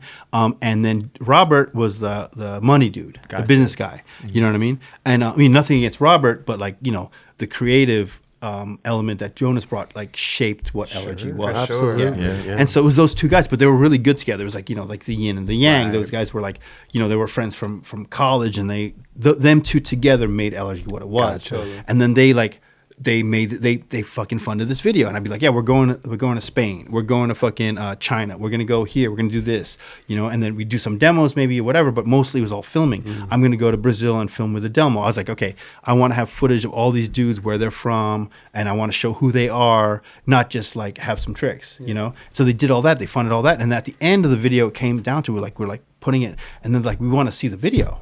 Because I hadn't showed anyone anything, right? And then I was like, okay, fuck. So like the video's 90% done. So I flew from San Francisco, where we were editing, to LRG, right? And then I showed Jonas and Robert and Ty like the parts, just the parts, nothing else, right? Just the parts. Okay. And then some of them were like, dude, that was amazing, and some of them were like, dude, this song is crazy. Like literally, like they're like, I showed them all the parts. They all watched it. They were like super cool. They were like, watched it, like whatever, really watched it. And then at the end, they were like, like it's amazing. Skateboarding's great. Like the feeling is really cool. But yeah, we got to change the music. And I was Who like, are they tripping on? well, so Rodrigo Peterson starts a video, and he's skating to like a Brazilian hip hop song with Brazilian rap. Okay. And they were like, we can't have that. Yeah. Like that's got to go. Oh, really? Yeah. They're like that. He's like, can we use like liquid swords? Liquid swords. Right. You know what I mean? Can you put some like like Wu-Tang in there? Sure. And I'm like, no, it doesn't really work. I'm like, we have this song. It's like a Brazilian DJ, and it's like, it's like a Brazilian rapper, but he's from Brazil, and it's like it fits, and it's like that's that shit. And then I wanted Carl to skate to this Public Image Limited song, and I had a one song, and then he was like, well, what about this other, and there was another song on the same album that he had just heard, like when I was playing him the first one. He's like, what about that song? And it's like, I didn't really think about that song, but that sounds cool and that could work. And so he skated to this Public Image Limited song, which is Johnny Lydon's band, who was the lead singer of the Sex Pistols. Gotcha. Yeah, and so it was really kind of like out of left field for Carl. Yeah, and for sure. then Jonas was kind of tripping, like, that song is fucking nuts. Like, what are you doing? And I was like, but I tried to explain. I was like, hey man, it's like, this is the circle. It's like I'm making the video. Carl is skating in the video. Tyrone is like TM, and he understands the brand's role, and like, also this circle, we came with this, and we're cool with this, and this fits. So it's like hard for us to like go, if we're going outside of it. This is the creative process. You know what I mean? So like, we need to be able to be free to, within that group, pick something. Totally. And Jonas is super cool. He's like, yeah, man, but like, basically, I kind of like talked my way out of everything. But he's like, okay, the Brazilian hip hop, the rap has to go. Has to go. I was like, okay, dude, I'm going to go back. I'm going to edit it apart with a different song. I'm going to edit the part without the vocals. I'm going to send it to you. And then it was like Tuesday. And I was like, but Friday, we need to fucking master this video. So I'm going to send it to you. Please let me know what you think by Thursday. Right. And I knew that Jonas was all over the place and super busy. He was never going to email me back. So I went back and I was like, okay, let's edit this. Like, just take off the vocals and just have an instrumental or whatever. I sent it to him with a link. Okay, this is this and this is whatever. And maybe we played hadn't made another version with another track, and I was like, send it. Yeah. So like, let me know by Thursday by 3 p.m. because like, it's going to go to the master. If not, we're going to use this, whatever. I think here, check these out, but I really think the original version or whatever. And he never replied to the email. Okay. Yeah. Oh, which wow. I knew. So I was like, fuck it, we're going to do it. Yeah. So we do it, and then we can have this video, and it's premiering April 1st, like in a movie theater in LA. And I'm like, we're making a skateboard video. I don't really know, and like LRG is like kind of a clothing brand, obviously. It was and, big, and it was like a back big then, too. thing. It was big. It was like a big thing. It was big. Yeah, it was like a big thing. And you go in there, and then dude, we play the fucking video, and like no one had seen like the skit and like whatever, and it was like a full thing. And it's like, I mean, if you haven't seen the video, Frank Gerber is Adelmo Jr. And the whole thing is Give Me My Money Chico. It's like Chico always betting against the guys on the team. And it was like, Chico betting and Frank talking as Adelmo. And it was just like this, it was supposed to be funny. Sure. Yeah. And so it's like, like Kelly's in it and he's like talking about Adelmo, like doing tricks, but like not knowing that it's like this whole skit. So he's super serious. Everyone's like dead serious. Yeah, you know what I mean? So like yeah. it made it even funnier. So this whole thing, and then everyone has all these parts or whatever. And then, the fucking lights come up, the video's over and like everyone like, is clapping or whatever. And like Jonas comes up to me and he's like, amazing, dude. He's like, he was out of his mind, like he was he's drunk, you know. Sure. And he's like, it's amazing. The video was amazing. And I was like, dude, you really like it? Like, you know, it was all cool. He's like, fuck that. You know, like I loved it. You know what I mean? Like, fuck that. You know what I mean? Yeah, you killed it. Like it was like such a rad thing. And I mean, even, I remember like Mike Burnett was like, wow, I didn't think it was gonna be like a real video. You know what I mean? Like I thought it was gonna be like a music video. You know what I mean? Like rappers. Well, they got and stuff, LRG. You know? Yeah. You know what I mean? Skateboarders like in the industry looked at LRG like differently back then. They they didn't look at it as a skate company. No. So they had a lot. I don't know. I mean, people had ads in a tree with a giraffe. Yeah, dude, I wore a plaid outfit feeding a fake deer as an ad. Yeah, I know people hitting People me up being you. Right. No, dude, I remember some time. seeing Mike Burnett in the bathroom after in the premiere, and I don't know him. And he's like, "Good job out there, buddy." I was like, "Thanks, dude." Well, I mean, I was hyped. I was like, "I even knows who I am." Maybe the bar was low. You know what I mean? So people liked it. You know what I mean? But Well, you put talented people together who are skateboarders from the core. You're going to get It's gonna shine. you're Yeah, going to for get a sure. great I was product. trying to make Mouse too. That's why I at the always same hear time? Tyrone was saying like, "We got to make Mouse too." Oh, Yeah, but we because got you know, like I want to make a video that felt as good or felt good Right. like Mouse. You Right. know what I mean? Not trying to make Mouse too, but like a fake Xerox. At least something could come out of it. Sure, maybe. sure. Yeah. Man, you did it. Definitely. It was a great video. The number one thing is that like a year later, Jonas passed away. Right. You know what I mean? And so it meant a lot to me because like, you know, he was super supportive of everything. Sure. And was there and like, you know, liked the video. I mean, it's kind of fucked. Like, I mean, you can't do that. You can't make a video for a brand and not show the video to the brand. You know what I mean? Like, Oh, can yeah, you imagine yeah, making a video for Nike and they never saw it. never It's saw just it. premiere. Never. Yeah. It's insane. And I don't know what I was thinking. I wasn't trying to be like, oh, I know better, whatever. I was just like, oh, this is going to be funny. I don't want anyone to see it. So when they see it, I want the team. It was for the team, basically, right? This video was like for us. It was for like Kelly. It was for you. It was for fucking Adelmo. It was for these dudes. Like, let's make something funny and like, let's make, you know, like Chico, it was actually like Chico was completely serious that whole time. He actually he would bet against everybody. Yeah. You know what I Yeah. mean? Like he'd be like, you can't do that. Right. You know what I Yeah. mean? Like, yeah, you're $5 not going to do that. Yeah. But $5. you know, it's just like fucked up, you know? But it's And- almost and like yeah. reverse psychology. He's bringing shit. He's Yeah, bringing yeah, the best no. out of you. No. But if Yeah. you don't, I'm gonna win some money. Yeah, no, for sure. For sure. Totally. And also, it's like, yo, I'm wasting my time. I'm here. We're stuck here. You better do it. Yeah, Right? no You know, doubt. that was Chico's thing. It's Sure. like, you know, I mean, I seen him, we've been like skating something. He gets his trick. He'll go and eat fucking Japanese food. And like be like at the restaurant, be like, yo, man, like I'm about to order. Dude, you guys coming? And we're like, dude, this guy's still trying his fucking trick. We're at the spot. And he's like, all right, I'm going to go ahead and order. You know? Chico did not care. If He he's doesn't hungry, give he's a about to fuck. eat. Yeah, you know, Straight he's up. like, he got his. He got you know the what I mean? clip, yeah. And it's like, I wanted to kind of show that, like, how that was, you know what I mean? But Chico never bet against TX. Yeah, You know what I'm smart saying? thing. Yeah. TX, Chico wasn't really betting against Jack. He's a smart better. Yeah. He's a smart. Yeah. He would he bet knows his against me. odds. He would bet Exactly. against me all the time, Yeah, dude. you know? Like, Well, he knows his odds. yeah. But also, you were like the younger kid on the team too. Yeah, you know yeah, what I'm saying? yeah. Like, and these some of the guys were like the veterans and stuff, and it was cool, man. Yeah. You know what I mean? That was fun, man. It was Yeah. super fun. I mean, and So Chico is one of those dudes in my life who the fucking first time I ever met Chico, he was the best dude and always positive, always welcoming. And like he is like, to me, one of the guys like, dude, like fucking best dude. He really is. Yeah. He really Yeah. is. Yeah. And if he's busting your balls, you know. Yeah, that, yeah. you know. You know, fucks with he you. would. Yeah, if he doesn't Right. fuck with you, he wouldn't even say nothing. He won't say shit. He'd be like, say nothing to you. He would be Yeah. like, he'd be like, that dude ain't landing shit and walk away. Yeah, He wouldn't tell you. Right. You know, if he tells you, he wants you to. He wants you to prove Of him wrong. course. Yeah, Of course. Yeah. So I mean, to me, that's like the most important thing, obviously. So Yeah, it was man. like that was like a family, just like the firm was. LRG was a family. Right. You know what I mean? Right. With tracksuits. You know what I mean? Yeah. They were good tracksuits, though, man. Yeah. That was sick. Hey, congrats on Yeah, that, that was bro. super, I mean, super dope. being your first video. Yeah, yeah, pretty and then for much. being in the game. Well, no, for a second, while you did the and firm, making- but you didn't really do. Yeah, yeah, no, But this exactly. was Yeah. your baby. Bro. And you killed it, bro. I mean, I've definitely seen that video quite a few times, and I can't say that about a lot of videos. It's such a nice feeling when you have the backing of the company. Yeah, when you have the for sure. freedom to go to China and Barcelona and Brazil and all this stuff to make a video, that's when the video is really going to be great. Yes. Yeah, yeah. You know. And When they trust you to do what you do. the soundtrack on that or in that video is like amazing. The whole thing, you know. They paid for some of that, right? Nah, she was all free, my G. Really? So the way they were kind of first, they started looking into impressed. it, and then they're like, "Fuck, well, shit, to get all this music, it's gonna cost like this." So it was actually released as a free DVD with the skateboard mag. That's right. Right? Yeah. So it was kind of like the way, like, oh, it was like a promotional video. They never sold the video. They would, sell like a T-shirt or whatever. You get the video free, so it wasn't.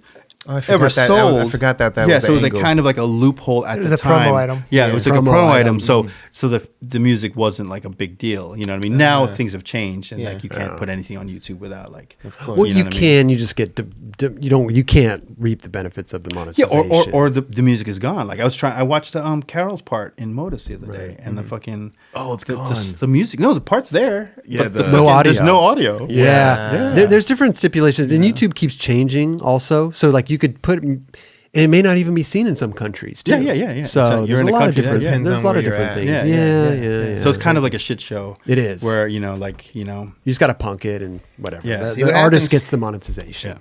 So no way to run a YouTube channel, but it's cool if you're putting up one or two videos. Yeah. Well, it's just that's skateboarding's history right there. So whether it's like public domain or Sick Boys or fucking, fucking Tim and Henry or whatever, all these videos, Mouse, like that's our collective history, and unfortunately you can't even show that to like a little dunny, like a young kid isn't that now, crazy? because they're like, here's the part. But there was this really dope song. Yeah, But they changed the song. It's But they sold at changed the Best song. Buy, but then Yeah, they changed the yeah. whole soundtrack. Yeah, it and was. it's- It used to so be David bizarre. Bowie. It was amazing, and now it's like the Allman Brothers, and Right. not so amazing, and or there's no sound at all.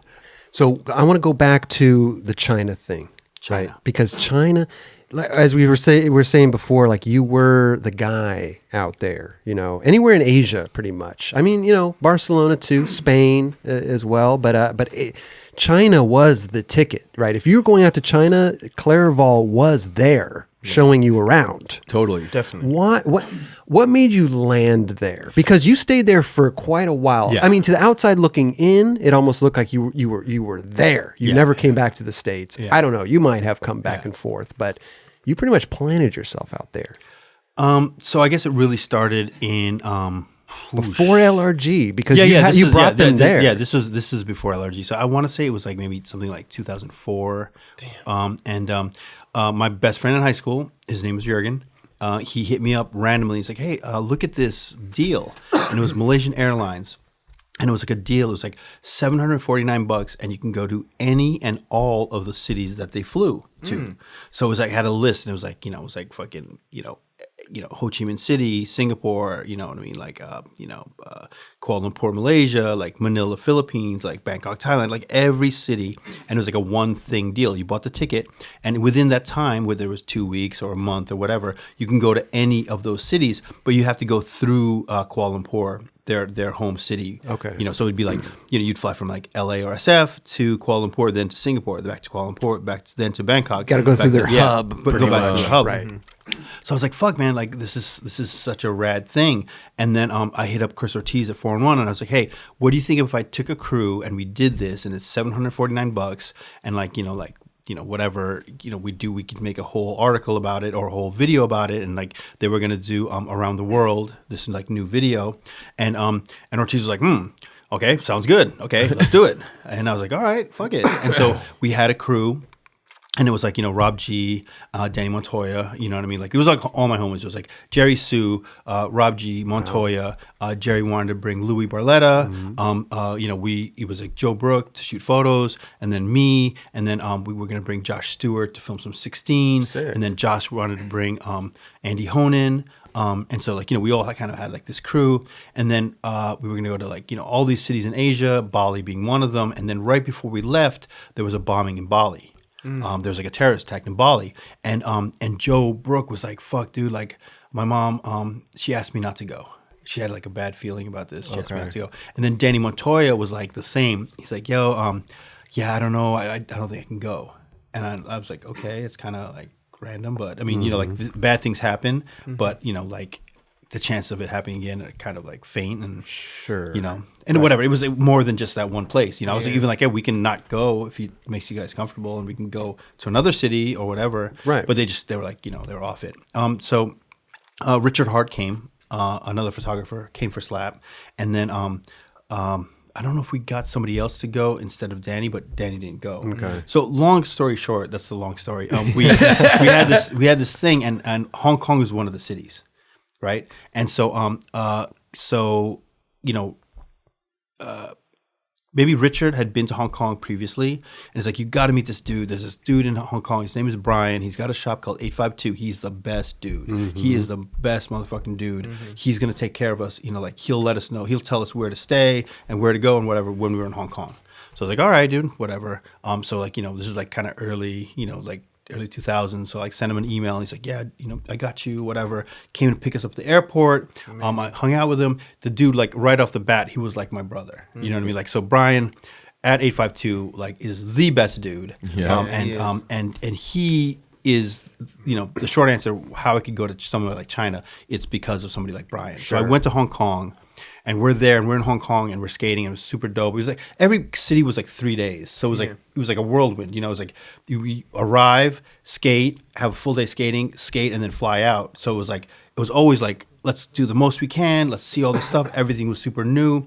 We're in Hong Kong, and it was like super sick city. We're going to these skate spots. We're like checking out all the stuff. I mean, it's like a crazy city. And Kenny Reed was on that trip too. Kenny Reed and Rob were like, fuck, we got to come back to Hong Kong and stay here, get a place for like a month and just stay here. It's so sick. And I remember being like, wow, man, that's a crazy idea. Like, fuck, I'd like to do that. You know what I mean? Like, kind of like, whoa, like maybe I should do that. You know what I mean? Yeah. And then, long story short, after the trip and everything, I was like, fuck, I'm going to go back. And I did another trip to Hong Kong, and I did a trip with like, Reese Forbes and Tim O'Connor, Brian Wenning, Alex Klein. That's dope. Landy came to shoot photos for skateboarder, I think, or Slap? or the mag, no skateboard mag, maybe.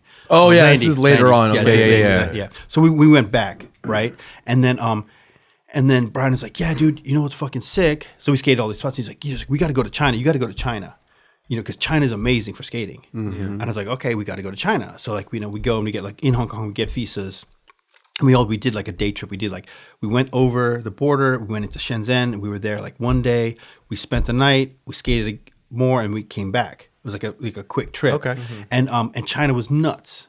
You know what I mean? It was like It's all marble out there. Well, it was all marble, but it was like a weird time where like they were redoing the city of Shenzhen. So it was like half of the city was like dirt roads, and half of it was marble. So it was like really, really weird. And I was like, wow, this is fucking nuts. And it's like we were like downtown. There was like no lights at like after dark. It was like a weird. It was like they were building the city, Sure. but they were building it, and they had like amazing skate spots. You know what I mean? So I was like, fuck, I gotta go back. And building it fast. I'm building it fast as fuck. It's a huge city too. So what I had done is I'd scheduled like a couple crews to come out. So I was like, if I'm gonna go to fucking China or Hong Kong, like I'm not gonna go for like 2 weeks. I'm gonna go for like try to go for that month or go for whatever. So I went in November.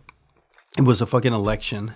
I went in November of 2004, and then the first crew was like Reese and Tim O'Connor, Stefan Janowski, Wenning, and then they left, and then I had another crew come in. I had a Blueprint team from the UK, so it was like Sick. Dan McGee, it was like Colin Kennedy, and it was like Mark Baines, and it was like all that crew, and they came for 2 weeks, and then they left, and then it was another crew that I had like Emmanuel Guzman, Ron Whaley came. He was a TM for like Crux at the time, and a bunch of dudes. It was like a bunch of crews. Like so, I was like basically November. Then we'll skate November, December, and then like for Christmas I'll go visit like my grandma in the Philippines or something. Amazing. That was my plan. Like 3 months. Sure.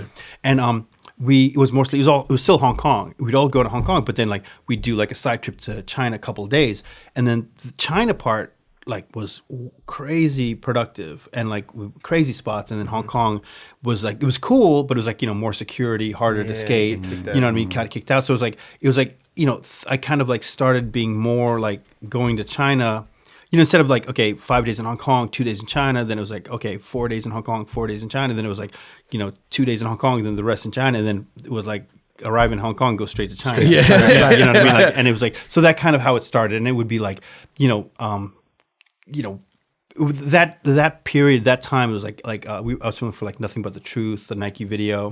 So like Rodrigo Peterson and like Cesar Gordo, you know what I mean? Those guys had footage in Shenzhen in that video, you know what I mean? Then there was like, a bunch of other things, like, Stefan, like in Habitat video. So it started to be like, if you went to China, you'd be like, dude, you could walk away. You could go to China for 2 weeks and come out with like 2 minutes of footage easily. Right. Like, it's like kind of like you could get a clip a day.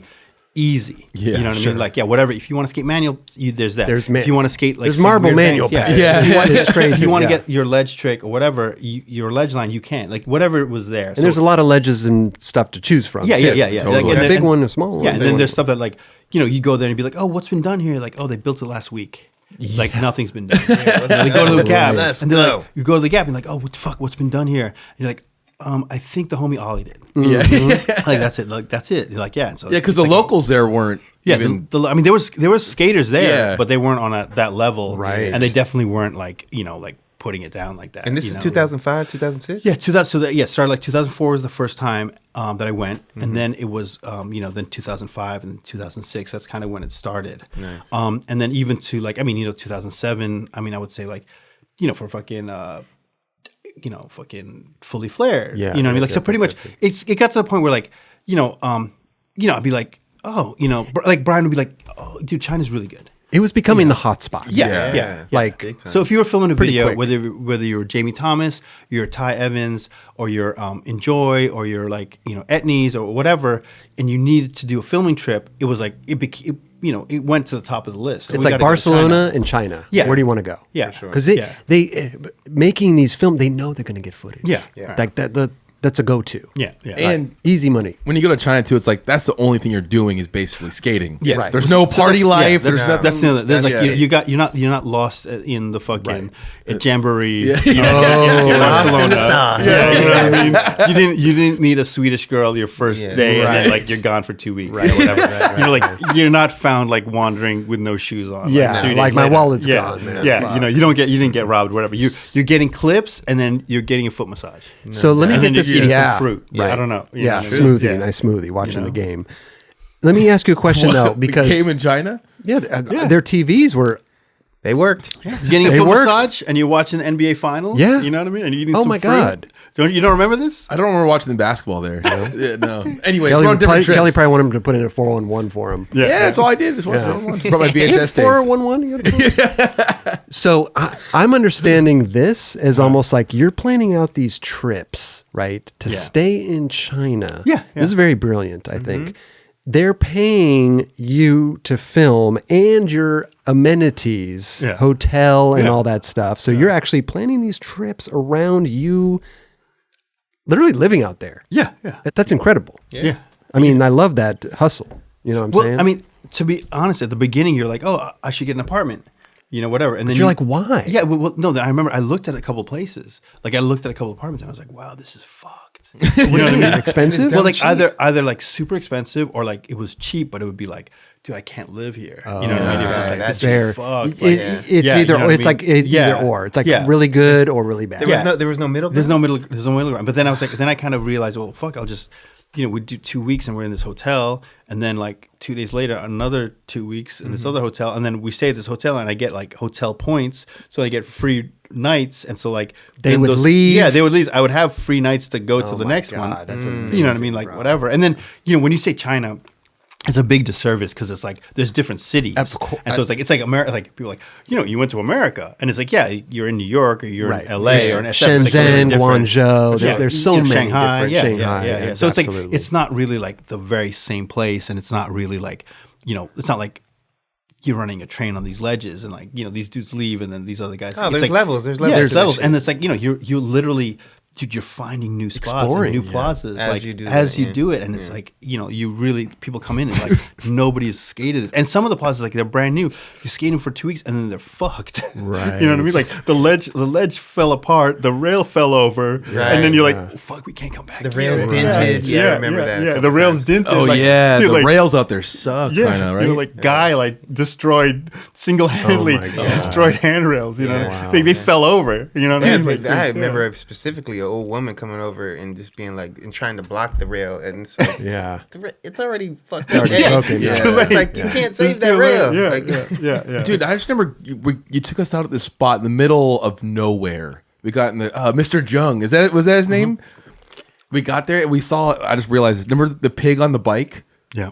There's like I don't know. You just see different side out there. definitely see some different shit. Yeah, but it was good skate spots in the middle of nowhere. middle of nowhere. Yeah. Well, I mean, I guess there was a construction boom, right? So they'd be building like a business park and an apartment complex and like a little satellite suburb. So it's like kind of like they were like, okay, we're building these apartments, we're building this business park, whatever. But before people had moved in, before that there was a demand for it, right? They like kind of like make it Already there, yeah. and it's there. And then they'd be like a 3-month period where like nobody was living there and the shit was finished. And then we'd roll up and fucking, you know, like this dude had a trick on that rail. And like Right. we were looking for 2 ledges this close together. And like, you know what I mean? Like, That's so So, and then we'd just go to town and the security guards would be like, you know, this wasn't part of like, they didn't know anything. They You know never what I mean? seen Yeah, it. like, nobody, they're like, this is cool. And like, they check it out and like, they wouldn't really understand. Well, China's the You one know? place that you would, if you start skating a spot, you'd have a crowd around you, Right. Just watching. It's Especially like- if in like a heavy, like where there's a lot of people. right. Yeah. For But sure. if you're on the outskirts, they're definitely, especially when those like desolate little areas where they just built something. That's That was just like, crazy. man, how are we here? And there's just no one they here. build a city Yeah. and just wait. Was Like, that around that? Was that a part of the? Were they doing any type of preparing for Olympics out there? or I anything? mean, there was an Olympics in Shanghai, but this wasn't part of it. okay. Yeah, they're just building shit out To there. build. Yeah. When it's not even necessary. Right. Yeah. Because like you said, they build these business centers or these things, and they build where they're going to live. Right. So they don't have to commute. Right. Crazy. Who can take the credit on finding the hotel next to Cafe Experience? Is that you? Yeah. So, what By the way, happened- Cafe Experience, this hotel, when Guangzhou, everybody would go to Yes. this hotel, Yeah. stay Yes. there, and then the Cafe Experience was right next to Right it, next where to it, everybody yeah. would hang out, eat breakfast, eat Yeah. dinner, drink. It was like all your American. meals. It had like American food there, basically. Yeah. They Yeah, started to, yeah. Yeah. after. Even more so. Yeah, Yes. even more so. Yeah. I mean, well, the crazy thing about that is like, you know, so I was going to Shenzhen a lot, and Shenzhen is an amazing city my for God, skateboarding. You know, beautiful. we all of us in this room have been to Shenzhen, right? And then Guangzhou is actually a bigger city, an older city. I think it's the third largest out there. And that's like about an hour and a half to 2 hours away. And a lot of people were like, oh, you know, you ever check out Guangzhou? And I'd be like, yeah, I mean, I'd want to, but it's so good here, and like we never made it, you know, whatever. And people would say like, "Oh, there's nothing to skate there," you know, like local dudes. Yeah, there was majority is like there. yeah, and I'd be like, "Okay, cool." And so I went to Shenzhen with TX, actually on a little trip for the DGK video, and he, because of his green card, he had to get it stamped at a consulate, let's say, right? You know, when he was outside of the country, and he's like, "Yeah, like I got to do this." And I was like, okay, cool. Well, I checked. There's no consulate in Shenzhen, but there's a consulate in Guangzhou. So I was like, oh, let's do this, man. We'll go on like a Friday. We'll go to Guangzhou, and then we'll go like Monday is the consulate, you know, visit, and then we'll come back on Tuesday, you know, whatever. Like just the weekend, right? So we're like, okay, cool. And then like I hit up some homies, you know, whatever, a friend of a friend. There was this guy, a Japanese dude who didn't skate, but he was friends with some guys, and he was living there. And he's like, yeah, I'll take care of you guys. And he picked Cafe Experience because he lived right there. Wow. And so he was just like, What? yeah, here's a hotel, like whatever. And I was like, boom. So we just go there, and we're like, we went to skate, but we mostly went there to go to the consulate. You went for Right. business. Yeah. Yeah. So then, you know, I talked to one of the locals, and I was like, he's like, yeah, go to this university. So I was like, okay, cool. But it was like kind of like spotty directions. You know, it wasn't. He didn't really speak perfect English, but he's like, yeah, this is the university. Like, this is it. Like, this is the character. Give it to the cab driver. So we go and we end up at this university at the front of the university. And I'm like, I didn't really know what to do. I was like, do we go inside? Right. It was like a campus, or do we stay outside? Because outside there was some stuff. There was like a mani pad. There was like some ledges and stuff, right? And then like, you know, I'm texting him. This is like before iPhones or whatever. And it's like, you know, I'm texting the guy and I'm like, you know, like, or whatever. He's like, oh no, go inside. So I'm like, okay, we're gonna go inside. We go inside this university, and it's huge, and we're like going there, and we find this like plaza, and it's like, you know, amazing plaza. You know what I mean? Like ledges upstairs, like everything, dude. I'm like, okay, I get it. Like, this is the spot. Right. And then we went to like all these. You know, we went to all these spots. We found all these spots, and they were like just so fucking good. And TX was like fucking killing it. Tripping. And then even one day he's like, yeah, there's these red banks you might like. I'm like, red banks? He's like, yeah, like it's like a red bank. You know, you could do a trick on it. It's like, cool. I'm like, all right, cool. You know, like that was a ribbon. Yeah, and I get the directions. Yeah. We go there, and it's a fucking red ribbon. Wow. And it's like no one had ever skated. Maybe like some Canadians or something. You know, like it'd come, but nobody really had skated it. And I was like, this thing is fucking nuts. This is insane. Yeah. You know what I mean? I was like, I want to bring fucking Kenny A here and do a back nose blunt. You know, right? You know, it could be a cover. It could be like the cover of a magazine. And Kenny A came and he did a back nose blunt. It was the cover of Skateboarding. You know what I mean? Like, you know, so like there was all these spots, and like, and me and TX just kind of looked. It was like Monday, and we looked at each other like, let's fucking stay. And we ended up staying like, I think like 10 days. Oh wow! Yeah, instead of like the weekend, we stayed like 10 days or even 2 weeks. It was fucking nuts, and we just like, you know, like I fucking signed up for the fucking frequent stay card at Cafe Experience, and then fucking, and it was on, and it'd be like, you know, like, oh dude, like, you know, I talked to some team, whether it was like, you know, I talked to Jamie Thomas or whoever was filming video, and they're like, you know, or Ty, you know, and it'd be like, yeah, you know, like you got a good spot, or like, you know, should we come out to China? I was like, yeah, actually there's this new city, it's good, you know what I mean, and whatever, and that was it. And then the funny thing that happened was that next door to the hotel was a cafe, and like, you know, everyone would go skate, and there was like other cool restaurants and stuff like that, but everyone would like go skate and they'd be so tired and they just want to go eat something. They'd go next door and have spaghetti. You know, they had like some, like, you know, spaghetti, they had a burger, they had like, you know, grilled cheese sandwich or whatever, and like we just go there, and then like people would like, you know, because like Kelly was saying, there wasn't like a bar, or there wasn't places like people would kick it, so like people would like kick it at Cafe Experience and just drink beers and chill, and it became like our spot, to the point where, dude, literally there was like pictures of all the skaters on the wall. The owner of the bar, of the restaurant, would be like super cool. You know what I mean? He loved us. They loved us. I forgot. No, it was her. What was her name? Sherry. Oh wow! Yes, they loved it. I mean, we spent so much money. Oh my god! They were naming shit after everybody. They were naming meals after. There was a people. menu, and it would have like people's faces and like their breakfast and stuff. And you had one, dude. Yeah, you know what I mean? What was yours? I might have had one. What was yours? I have a picture of it. I don't remember. I'm going to send it to you. It's probably 8 eggs and bacon. 2 eggs. It was a Rudy Tooty, fresh and fruity. Yeah, it was super basic. But yeah, I remember, and it was like crazy, because like, I mean, they were the homies and they knew you and they knew everybody, but it was like still China, so it was like under Beebles, it was called the Brandy. They called Beeble Brandy. You know, it's Brandy. And it was just like, and he had the Brandy breakfast, and it was just like so funny. Dude. So amazing, dude. Yeah. Also, footage is getting out. Yes, skaters keep coming back. They keep talking. Whoa, China, dude, China. So now everybody wants to keep going. Yeah.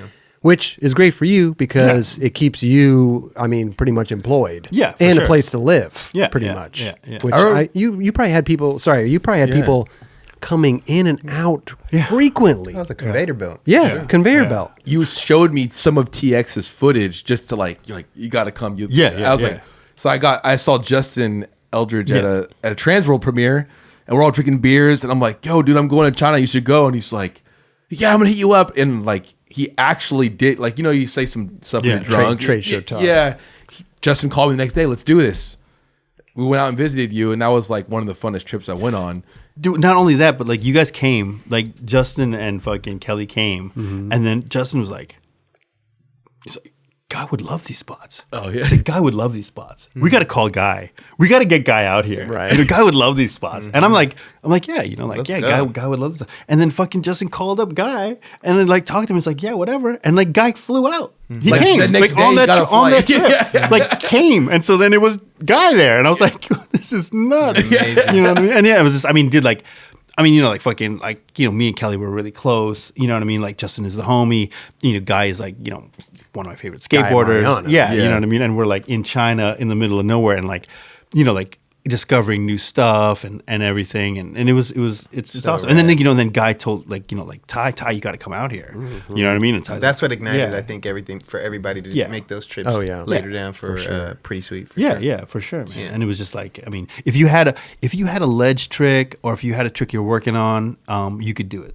You know what I mean? Like, Sure. There's options out there. Yeah, several spots. I love that, dude. That was really cool to see guys the way he prepped for a trick. Yeah. Every day was like, I don't know, it was to watch him battle it. It was something special. I think. And get it done. You're like, wow, I watched that. That was. But even Guy too was like kind of like honing or refining like how he skated because like prior to that, he was saying that like he would always skateboards till they were dead. You know what I mean? Like literally skate a board till dead, and then but then set up a new board and he couldn't skate it because it had too much pop and it was too stiff or whatever. So he's like, yeah, I'm trying to train myself to skate new shoes and new boards. So if I break a board, I can keep filming because it doesn't take me 3 days to get used to it. And I was like, oh, okay, cool. That's insane. You're insane. You know what I mean?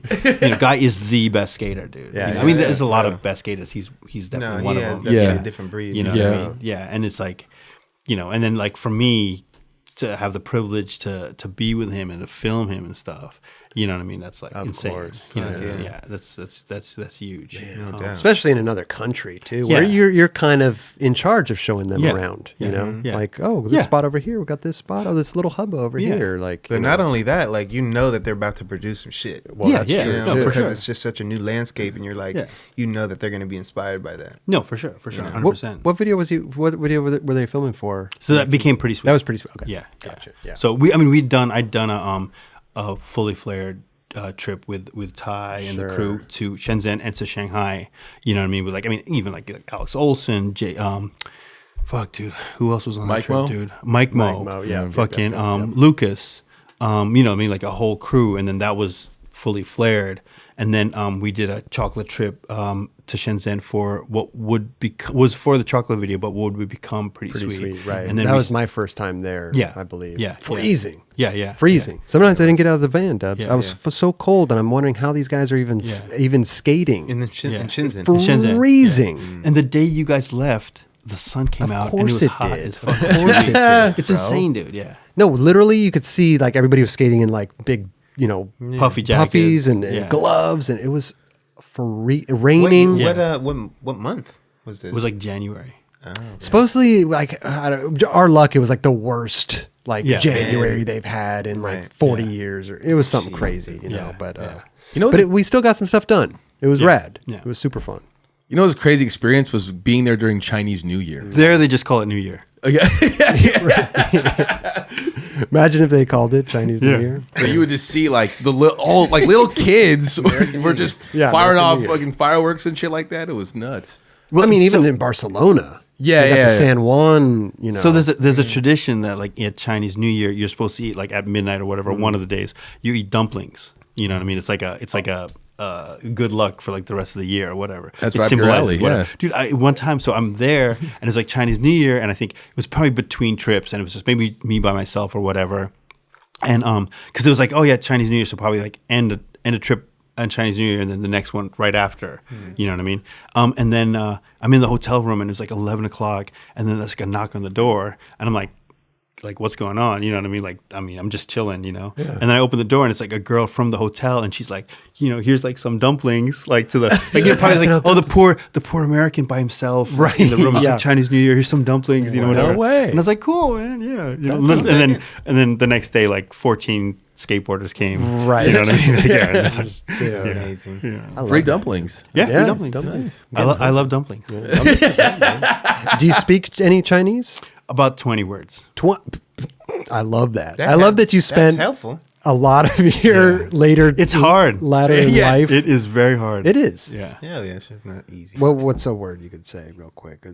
Bowl of rice. Okay, go ahead. One mifan. Mifan. Yeah, Mifan's a bowl of rice. Yeah, okay, that's easy. Yeah. That's easy. 3 bowls of rice. Go ahead. Langue mifan. Lenga mifan. Yeah. Oh, you're getting 3 bowls One of more? rice? Yeah. Sangha. Sangha. One more. Be fun. Yeah. No. Zalaiga is one more. Zalaiga. Yeah. Pamplemousse. Curler. The Coke is a curler. No, but pamplemousse. LaCroix. Pamplemousse. Jigga. Zalaiga. Jigga.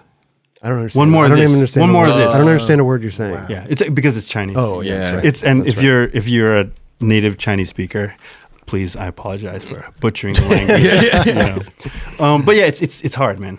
It's hard. You know what? When I first went out, it's fucking there, Chinese, my guy. No, it's not difficult, man. I thought when I would go to China, I was like, oh, cool, man. Maybe I can't read anything. It'll be all in characters and this and that. And it's like anywhere you go in the world, like there's English. Yeah. Like there's English street signs and all this stuff. And not that I was bummed, but I was like, oh, I was kind of looking forward to not recognizing almost anything. Yeah. You know what I mean? Yeah. I like that help. I like. Please. Yeah. No. Yeah. It's helpful. I want to know a little bit. Sometimes you're in China in the middle of nowhere and you see like the golden arches and you're like, yes. Yeah. You know what I mean? I'm like, I'm comfortable. Yes. Yeah. To a degree, even though I don't like McDonald's anymore, I feel comfortable. You wouldn't eat McDonald's like in Venice. You know, we're in Venice. Yeah. You're not going to go to No, McDonald's. no, Yeah. You know, but in China, all day. dude, after 7 hours trying to mani trick, you're like, I'm going to get 2 Big Macs. That's true. Yeah. I'm gonna go to McDonald's and KFC on the way back. Oh, KFC out there too. Yeah. Dude, I loved real quick, like Mr. Jung, or like just hanging out with this dude, and you could not talk to him because we didn't understand each other. But it was like the funnest thing to hang out with this guy. So I started, we'd have a crew and we'd like need a van or something. So I'd start off by we'd hire a van, we'd just rent a van. It'd be like a random dude who would maybe only drive around a businessman or something, you know? Mm-hmm. And then, we'd go and he'd be like, well, he'd come up and it'd be like, 14 skateboarders, cameras, like all this stuff. And then I'd trot out my list. I'd have like a list, like this is a spot in Chinese. I'm like, we're going here first. And then I'd be like here. And he'd be like, okay, like that's where we're going. And we'd drive and then we'd stop. And we're there for like, maybe 5 minutes. Oh, it's not going to work. And we go to that next spot. Or we're there for 3 hours or 10 hours. Like, because it's like 7 dudes going in, sure. You know what I mean, trying to trick. And we're there literally, I mean, when you say like 5 hours, it's not exaggeration. Yeah. And so like, the driver's kind of like, first they're like super kind of like stiff and like, okay, we're driving like, okay, the next spot, then like 3 hours later, nothing's happening. Then like he's like hanging out, smoking a cigarette. And he takes his jacket off, rolls up his sleeve, and he's like, and then he gets into it. And like the guy's like almost like, he's like, yeah. And then like the guy rides away and like the driver's like, yes. Everyone's a pound. And then the driver's like, yes. And so like that, so that was like Mr. Jung. And then Mr. Jung became the homie. You know what I mean? Like literally. And then like Mr. Jung drove us around for fucking 2 weeks and then like left, drove to the airport, and then another crew came. You know what I mean? And so like I'd just be like, point to the spot. He's like, okay, yeah. I know where that spot is. Yeah. And he got mad comfortable. Yeah, he got mad comfortable. And it was always like it'd be amazing. We'd be driving, he'd be like, hey. And he'd drive something and he'd drive us to a handrail and be a perfect handrail with no run up. Oh. You know what I mean? It's like a perfect handrail, but there's grass on top. And we'd be like, oh yeah, it's good, but like, and he'd be like, no, you guys would love this. Yeah. You know what I mean? And be like, oh, Mr. Jung, dude, like, yes, that would be perfect, but like he's trying. He's trying. I love that. He's the homie. Sometimes he'd go and like buy some waters or whatever, or somebody would be coming down the sidewalk and he'd run out there and be like, no, like he knew like people were going to be jumping down and stuff. It was cool, man. So what an experience! What an experience for that dude in itself. For sure. Because like he's so used to I'm sure the situations where, like you said, it's like this stiff business guys that are just probably not even talking to him at all. Right. And now he gets this experience with all these skateboarders and just seeing a whole different light. Yeah. And I'm sure he's just like, dude, this is amazing. Yeah. In his mind. Well, yeah. Oh yeah. Oh, I mean, he's getting paid like in his mind. He's like getting paid to drive around for 7 hours to hang out. But he drives for like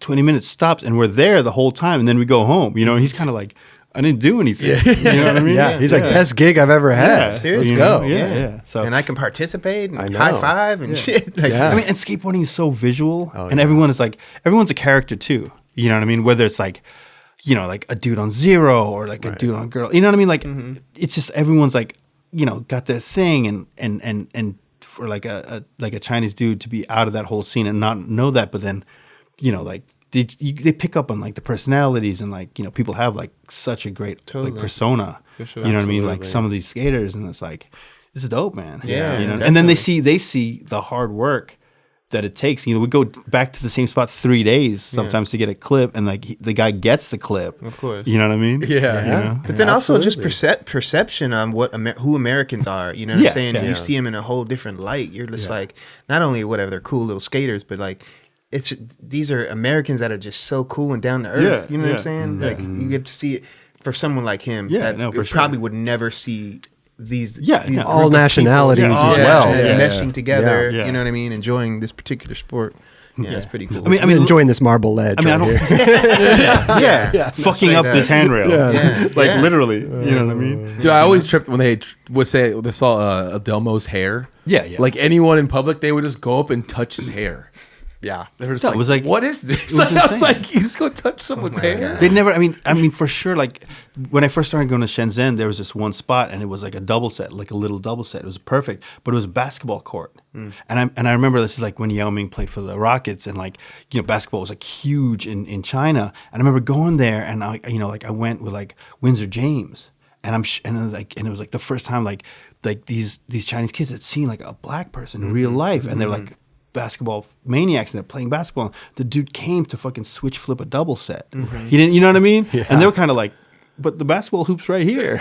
You know what I mean? You don't play basketball? Jump down with a wob with a skateboard, you know? But the same thing, like the kids came up to him and like were like touching his hair, like, you know what I mean? And like, you know, Windsor was kind of like, okay, this is kind of crazy. But, you know, like they just never seen curious. that. Yeah. You know what I mean? I mean, Shenzhen is such a, I don't want to say isolated, but it's a very, I don't know, businessy sense. It's kind of like it's not like the biggest city, right? No. It's kind of just a small. It's like the kind of the port, the gateway. Sure. But then city. they're also sheltered on what they see. So like they're probably bugging out. They've never seen a black kid. Well, they don't before. have Twitter out there. They don't have Yeah. Facebook. A lot of things are blocked. I remember when we went out there, we were signing up for We used Weibo, which which was the Chinese Twitter, Yeah. Weibo. Yeah. And I remember Eric Costin immediately got like 20,000 followers. I was like, what the fuck? I got 2. But Eric we were Costin- using those VPNs too, so we Yeah. can use Instagram. Well, they weren't hip on Instagram when we were out there that first time, but like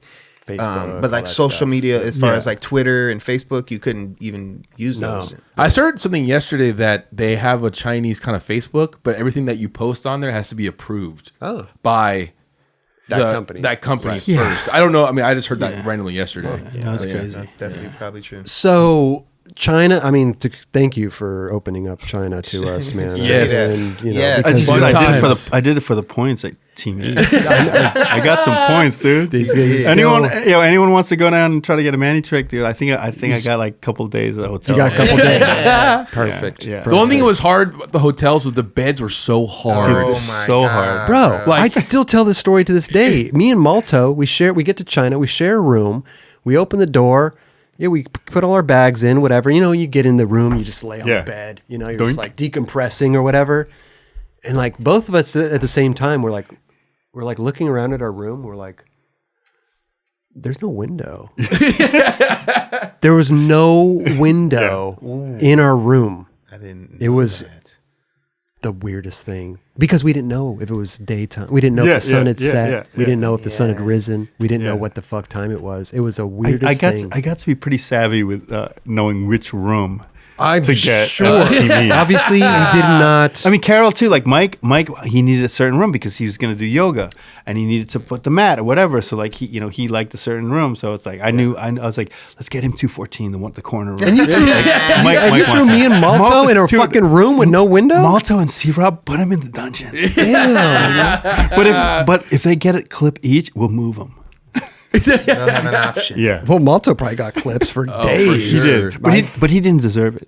Okay. No, Malta, you deserve it. You deserve I mean, a it was window. just the weirdest thing because I've never been in a situation like that. Maybe in Barcelona, you know these rooms, the kind of no window or whatever, but it's got a bed in there, you know. But it's also like you check in with like 14 dudes, right? Yeah. You go to the fucking reception, you check in 14 guys, like nobody speaks English, they just give you 14 keys. Exactly. Right, And it's like, Yeah, here Get you in go, there, here you go. Yeah. you You'd come back down after the fact, and if you have a problem, We ran with it. Yeah. We ran with it. Yeah. Malta's an interesting roommate. with or without Good windows. roommate? He's a good roommate. Okay. Yeah. But we'd get they sell DVDs out there, you know, you could buy DVD, Oh, all the yeah, yeah. movies stuff, stuff, right? Before the movies like were even out, really, right? Yeah. Like you're just, you know, they just came out or whatever. So we buy a bunch of DVDs. We go back up to the room at night, you know, and we pop in and let's watch this one. Motherfucker would fall asleep like 5 minutes into it. You know, Not really watching. He didn't watch any movies the whole bought all the time. movies. I watched them all. Like the fuck, Oh, dude. dude, Why don't you picked this one? and buying all the fake Louis Vuitton and Gucci stuff. Oh, dude, I came back with a whole bag of Rolexes, and I'm going through customs. They're like, did you buy anything out there? I'm like, no. Dude, I got the these. best. Go on through. I got the best story. So Jesus went and like, you know, we all went to the fake mall, you know, and buying mad shit, right? And Jesus was like, you know, a little bit innocent. He's like, oh, you know, where he was like in there, and he's like, you know, like fuck, like. And then he finally finds one watch that he wants. He gets this watch, right? And we go back to the hotel. Everyone's got their fucking all their fake shit or whatever. And his watch stopped working. You know what I mean? Like, Yeah. it didn't work. And I was like, dude, bring it back. They'll give you another one. You know what I mean? Like they're cool. You know what I mean? Like it doesn't work. Right. So he went back by himself. He went and he was like looking at like some watches. And I think he had two in his hands and like trying to decide which one.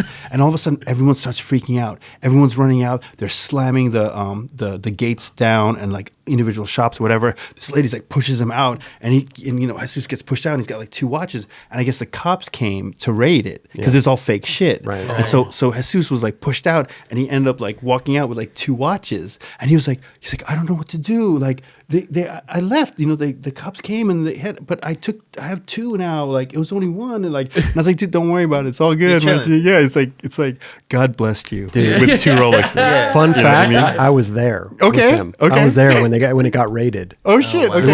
It was kind of scary. Was the whole mall must have the been whole nuts. mall. So everybody was shutting their door and put Get they outta here. literally pushed Amazing. Jesus Get out. out. Like they almost threw shit on him to pushed him out. Yeah. Like they wanted nothing to do with anything. Wow. It's very weird there because they have books of product, right? Yeah. So you're looking through these books. Are we incriminating ourselves right now? Listen, I don't know, buying fake shit. We didn't buy any of it. That's right. But they were just looking at the book. But they would take you if they didn't have it there. They like we went back to like back room. their like storage areas where you go in these like catacombs of like doors. Follow me. Yeah, and we're like, Yeah. yo, you got a knife or something, bro? We're like, this is kind of sketchy, bro. But they had the watches. It was a whole thing, you know. But So amazing. my watches still to this day work. I shake them. What? Yeah. Are you 'cause serious? shake them. Yep. 100%. I checked on them the other day. Wow. What about Jesus's watches? I don't know. You have to ask Jesus. But he probably has one that works and one that doesn't. But it still works to this day. $20. Amazing. I remember Stevie Williams bought a mini iPhone. Do you remember that when it was just like when iPhone 3 was out or 4? Yeah. And he was super sick looking. And it worked? It worked for like 20 minutes and then it just died. It never turned on again. But again, thank you for opening up China to us, you Yes, know, and dude. discovering a whole new world out there of Big marble time. ledges and great granite, you know. I mean, dude, thank you to all the homies in China, man. Like, dude, like amazing scene, like amazing homies like Eric Lai. Yep. You know, like local Chinese skaters were like just like, dude, the best dudes. I mean, Oh, hell dudes, yeah. I'd call 3 times like, no, the little hubba, the blue hubba, not that. Where is that? And they'd give you directions. It'd be a green hubba. You know, be like, no, the other. You know, like just like the best dudes. You know what I mean? Like, And for that local you know. with the trees, man, I appreciate you out there. Real talk. Yeah. I mean, he You came know? through a couple times. The first time was the best time. He had that good shit. The next few times wasn't that good. So, but regardless, man, they definitely came through. hey, you know, Yeah. what are you gonna do out there? Hey, you gotta take it. You gotta take Accept it. Accept Yeah. it. So I want to talk about now because you've done the China thing, the LRG video, all this stuff.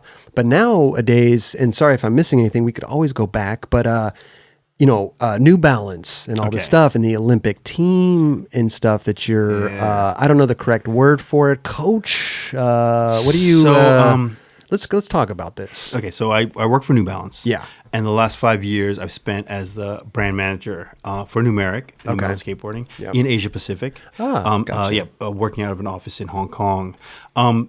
Right now, because of the pandemic, that office, I'm not working out of that office. I'm kind of traveling and doing stuff for, you know, doing a lot of team stuff and some marketing stuff, like, you know, beyond Asia, like even Brazil or whatever. You know, I guess we'd have to ask, you know, Seb is my boss over there. I maybe ask him what like, my the name of my role is. Okay. Exactly. Yeah. But so yeah, I work for New Balance, but I also I am the head coach of the Filipino national skateboard team.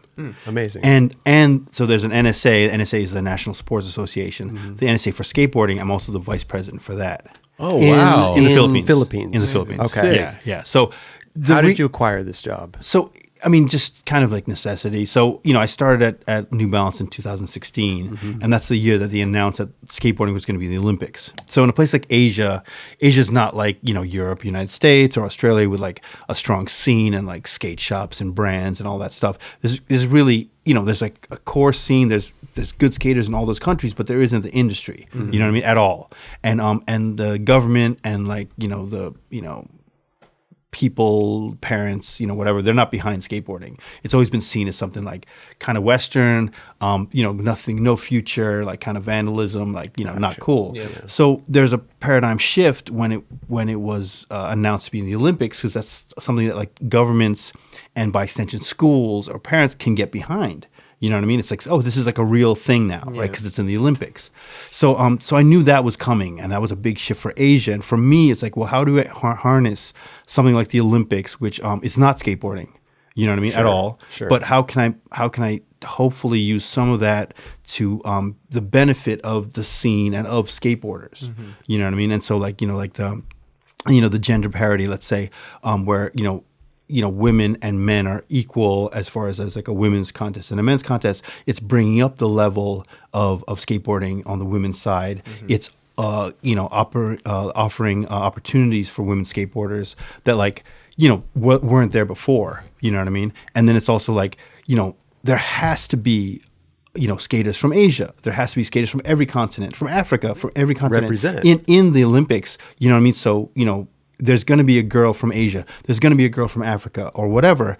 And I'm like, okay, so there is good skaters here, and like there's a scene. So how can we use this opportunity, or how can I use this opportunity to try to promote skateboarding in the right way and positively affect it? Oh, wow. You know what I mean? Okay. And so, I built a team, for New Balance in Asia, and there was like, kids in Thailand, in Hong Kong, in China, in Indonesia, really good skaters.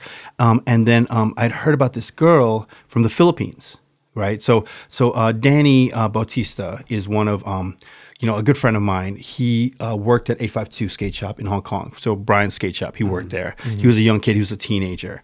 And then when it came time for him to go to university, he's Filipino, but like was living in Hong Kong his whole life. When it's time for him to go to university, he went to Cebu, for college. It's cheaper. You know what I mean? So he was there.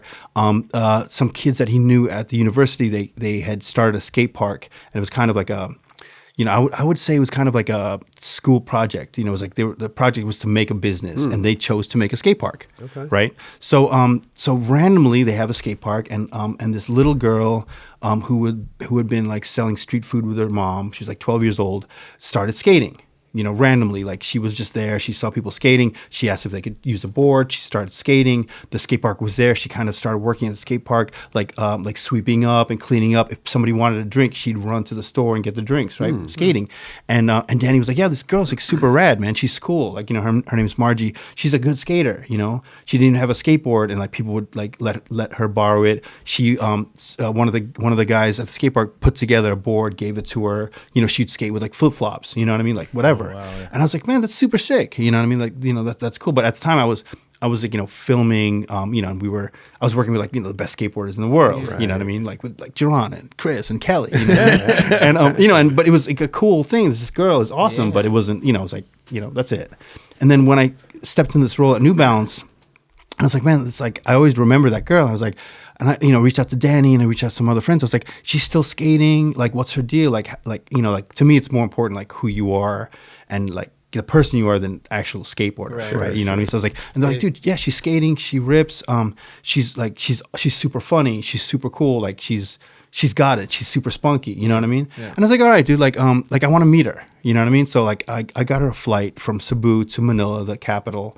It was like go skateboarding day, and I flew to the Philippines, and I flew her in to see, like what the deal was and like whatever.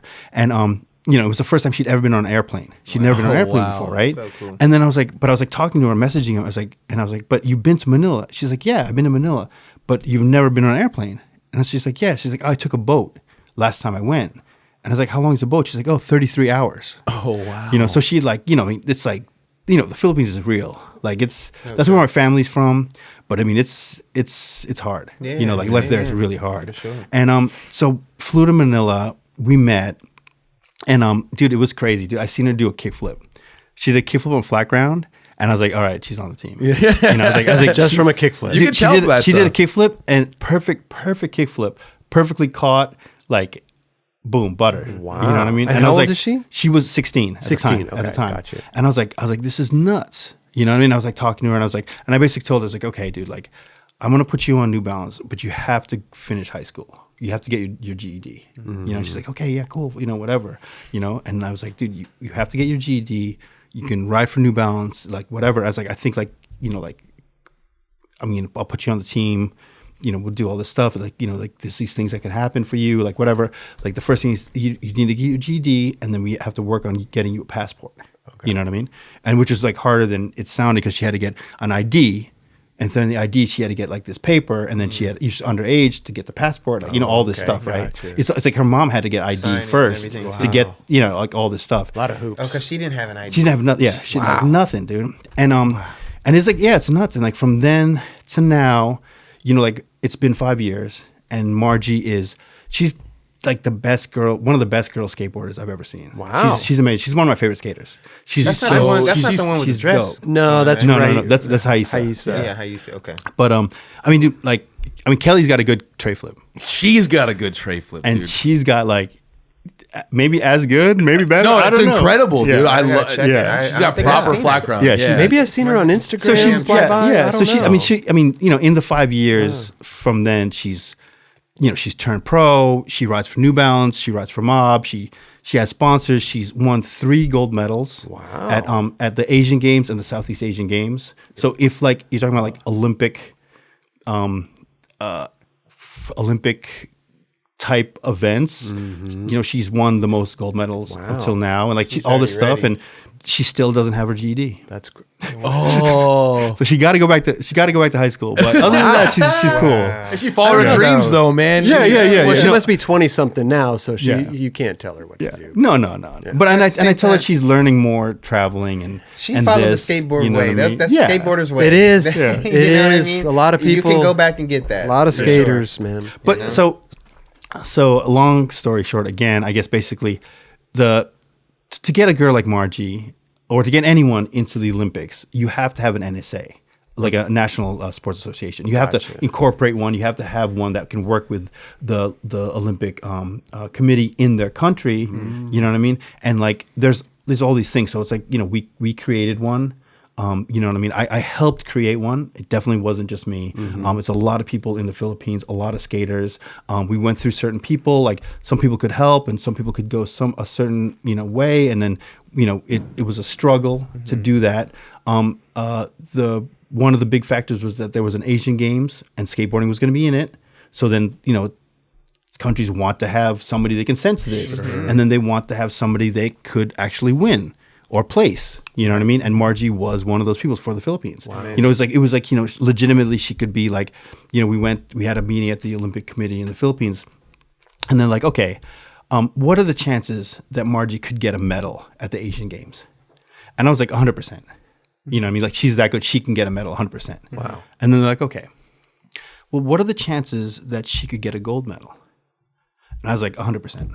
Oh, Yeah, she can get a gold medal 100%. They look at Margie and Margie's just like, yeah, and it was just like confidence. Yeah, confidence, and it wasn't like a scripted moment or whatever. I was just, like, I mean, I'm at the point where like, dude, I seen it all, I heard it all. It's like, you tell this dude, if you say something like, I don't know, man. I mean, I have a good feeling, maybe 50%. Like if everything works out, I think you do it. You don't got shit. If you tell him like, fuck, I'm 100% positive we can do this. Like this is going to happen. If we have the support, we can make it happen. Right. dude, if you could have a chance, Yeah. you know what I mean. But if you don't say we're gonna do this, they're not gonna. You gotta, they're trying to to put your flag down. Yeah, And yeah, you got this. yeah. There's a reason we're here talking. Yeah. And we're going to do this. And again, that wasn't the Olympics. Yeah. The Olympics is the best of the best. It's all these countries, whatever. That's the Asian Games, the first one, and the much smaller playing field. And I believed that Margie could win a gold medal, and she believed she could win a gold medal, and she won a gold medal. Wow. That's amazing. You know what I mean? And so it's like, for that was insane. So there was like men's and women's park and street. And so Japan won men and women park. Okay. And then they won men's street. And Margie won women's street. But if not, Japan would have taken everything. You know what I mean? And it's like, Japan is super strong, and they have like some of the best skaters, yeah. like, No joke. and it's like, but then, so for somebody from the Philippines that doesn't even have a proper skate park, I mean, there's a lot of skate parks, and they're all bad, and then, I mean, I'm sure people in the Philippines are going to be mad at me for saying that, but you know what I mean? Like, Comparison to like, to where, like, other parks. to develop and to produce like a world-class skater, those skate parks aren't going to do it. Yeah. You know what I mean? But it still happened. Yep. You know what I mean? And that's huge. You know what I mean? And it's like, a girl like Margie, like a girl like Haisa, you know what I mean? It's like, I mean, skill is one thing, but it's like the way they carry themselves and the way that they understand, like, this is an opportunity. Sure. And like, I mean, dude, it's rad. You watch Margie, and like, the fun of skateboarding comes out. And like, same thing with Haisa. You know what I mean? That's what you want. I mean, dude, it doesn't even like. Yeah, truly. We spent 25 years filming. I spent 27 years filming skateboarding, like trying to get tricks, right? So it's like, dude, I'm trying to get this fucking trick, like, fucking hard flip, front crook, nollie back flip, whatever. You know what I mean? Like, that's like, you're trying to get these things, but all that really, what it comes down to is like, you want to promote and you want to be an ambassador of skateboarding. You can show that by like doing the gnarliest tricks, the hardest tricks. You can show that by being the coolest dude, or showing how skateboarding is fun, or the possibilities of fun, or like how skateboarding can be for you, or how skateboarding, is for everybody, or whatever, or like how positive it is. And that's really it. So it's like, a good skateboarder is someone who can like, be an ambassador of skateboarding. Totally. That's it. And so it doesn't really matter like the tricks you do, whatever. It's how you do them and how you make people feel. Yeah. You know what I mean? So, that's kind of it. And so, I wanted to have representation. Yeah. And I wanted to have like, some of the kids on New Balance are like, I mean, they're all amazing. Some of them never skate contests, but they can film a video part and they can do it like that. They can inspire like that. Some of them can skate a contest and they can go and like, like win. And then some of them can like skate a demo, and like you go there and you're going to sit down and watch how rad they are. And some of them, like whatever your path, they got their own bag. Whatever your path sure. is, that's kind of like what's important to me and what I wanted to try to show. And like, like the fact that there's the Olympics now, it's like, this is nuts. The Olympics is not skateboarding. Right. It's insane. Right. But if we can try to harness that and use that to promote skateboarding the right way, or at least show part of what has inspired us in skateboarding, you know what I mean? Right. To show that a little bit, you know what I mean? Out of all of the craziness of whatever you see, you know what I mean? Like, if we can do that, then that's cool. Yeah, you know? sure. And then for a girl like Margie, who's like from the Philippines, didn't have a skate park growing up or whatever, to be one of those top 20 to qualify for the Olympics, which she did. I mean, dude, it ain't easy. Right. And it's No, like, no. and like, I mean, in my opinion, she made it. It must be a proud moment for her, like her family and all Oh my God. friends back home. They're like cheering for her, probably. Yeah. That's awesome. So how many people are on the who's going to the Olympics For the on Philippines, Yeah. Margie. That's it. That's it. Oh, I thought there was some other. Yeah, it was a tough one. So Kiko Francisco, Okay. He rides for the Philippines. He's from here. He's from Carson. He's Filipino, 100% mom and dad, but born and raised in the LA area. He rides for Powell. Okay. He's a great kid. Skates park. He ended up being like the high 20s, like the low 20s, like 21, 22 Oh, man. qualification, but only top 20 go. Right. Yeah, so he just narrowly missed it. But I mean, Kiko's like, he's 18, he's 19 now. He's like, he's got some time. years. Yeah, and then, Yeah. Paris is in 3 years and stuff like that. So And we've talked about it so many times, but so top 20 go, but one or three has to be represented from that country, from each country. So top 20 ranked skaters go. Right. But there's a cap of 3 per country. So in the top 20, if like there's 5 Americans, only 3 are going. Right. So there may be a country that doesn't even have a skateboarder going. Yeah. There's a lot of countries that don't. But then there has to be a skater from each continent. Yeah. So one skater from at least each one. continent. Yeah. So there's so let's say the top ranked skater for Africa is a guy in the 30s, but because it's the top 20 and somebody has to go, so he's like 34, he'll still go in. Right. You know what I mean? Right. And there's really good skaters from everywhere. You know what I mean? Like the guy who qualified from South Africa is amazing. Oh yeah, like he's awesome. He's an amazing skater. I mean was it Brandon? Yeah, Brandon. Yeah. I mean, he's a really good skater. Right. I mean, everyone's good, dude. I mean, fucking the bar is Nyjah. Oh my God. You know what I mean? So you have to actually hang with Nyjah. Oh, dude. On the men's side, right? Yeah. And that ain't easy. And Utah. Yeah. And Utah. Yeah. You know what I mean? Everyone in the top 20 is fucking that dude. And then the women's the same thing. I mean, it's like obviously, they're bringing up the level of women's skateboarding every day, and they're not done yet. Yeah, they're progressing. Sure. But yeah, there is a lot more opportunity. Right. You know what I mean? Yeah. With women's on the women's side, which I love. Yeah. Which is amazing. And then in 5 years there will not be women's skateboarding. Right. None. It'll just be skateboarding. Yeah. And be like, oh, she's a girl. She did switch flip, back nose blunt on a hand roll. Yeah, of course. She's a girl. She has 2 legs. She's cool. There's people with no legs that are still going to do a switch back nose blunt. You know what I mean? So it's going to be gnarly in the future. I mean, it's gnarly now. Ice is 13 and she's back smithing. Bro. Dude, like chilling, dude. Yeah. On a back smith. Like really chilling, dude. Yeah. You know what I mean? Well, she went off. I mean, she went viral with her little fairy costume. Yeah, the fairy costume set it and off. it wasn't like, oh, that's like a cool stick or something. Like, dude, the girl, was just her. The girl's amazing. Oh, she's raw talent, bro. It's scary. Dude, I mean, I spent a lot of time in Brazil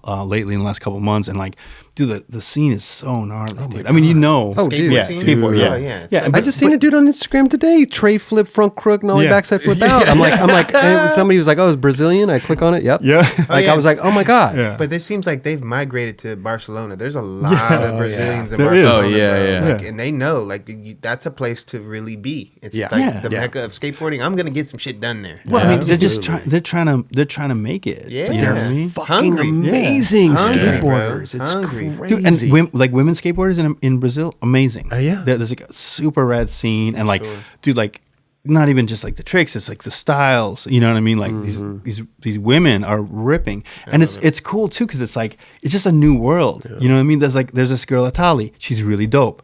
And then her boyfriend, Tally's, is really dope. And he just dropped a video part. And so he's like, Tally's, is like rips and like films his girlfriend. She rips. And it's like, it's like, they rip, really rip. Yeah. You know what I mean? It's dope. That's awesome. It's super dope. You know what I mean? Yeah, and it's like that. Skate That's, you know what I mean? A little skate day. That's becoming like a little normal. Like, I mean, even with, what's the name? Axel and with them too. And then, Lizzie. Skate Mama, was it Skate Mama? Yeah. Mama Skate. Mama Skate and what's the name? I'm like, Leandre. Leandre. Right. This is really starting to become something. Yeah. You know? Yeah. Well, that's amazing, bro. Listen, I mean, you're going to the Olympics. You're with yeah. Well, so part of that is like, it's the Olympics. It's not like Street League. It's not like Tampa. It's like everything has to be really official. Sure, so like sure. On paper, like I'm like the head coach. Right. On paper, I'm part of the team, So I have to, so it's like you can't just be like, oh, Bob, let's get Bobby in there or whatever. So it's like, you have to be. It's got to be official. Right. Yeah, it's got to be official. Is it just you and her going, or do you have like? So Danny Bautista, my friend who I told you had let me know about Margie in the first place. Okay. Like, so he's like the assistant coach. You know what I mean? So it's like he's my assistant, but we work together. So it's the two of us. Margie is skating, and then actually Carl is the president of the NSA, and Carl comes from a downhill. Carl Watson? No, Carl Sembrano. I'd be like, damn, Carl. Carl is the president of the NSA, and he comes from like a downhill background, so it's not like skateboarding like we know, but he's definitely from a skateboarding background. So it's awesome. We work together, and that's the crew. No backups. No backups. No. So if she gets.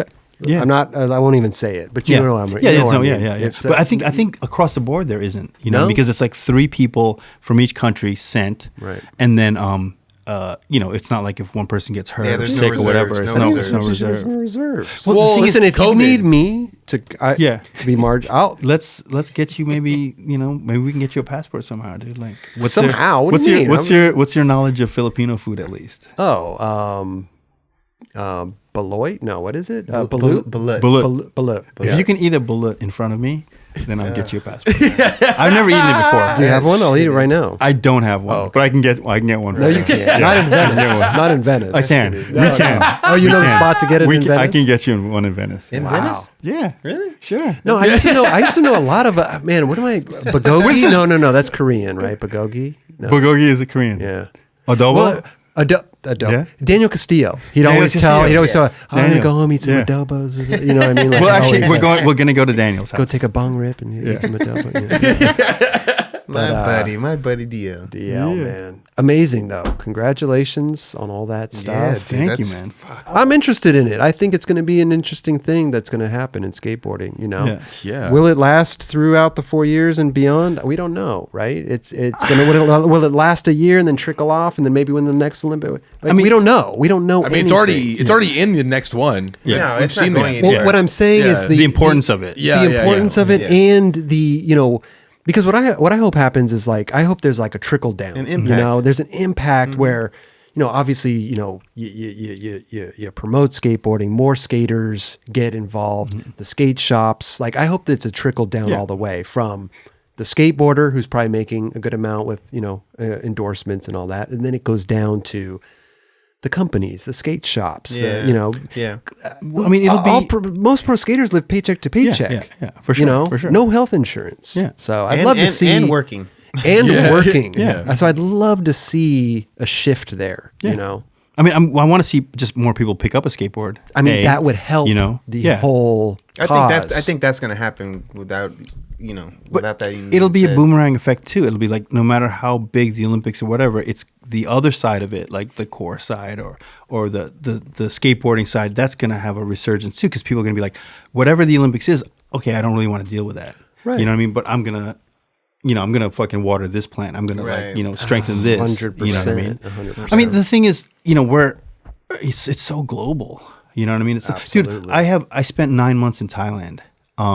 I mean, I go there quite a bit, and I have a lot of really good friends. Dude, they love this show. Oh, these seriously? dudes are like, dude, like my homie Sergio watches every Amazing. episode. What's up, Sergio? Hey, Hey, Sergio. Hey. What's up, buddy? dude, my homie Peter just started a fucking a show called Tight Talk. Oh. Yeah, and it's like all in Thai, and it's like like the same show. They're trying to compete with Yeah. what they got the in same, Thai.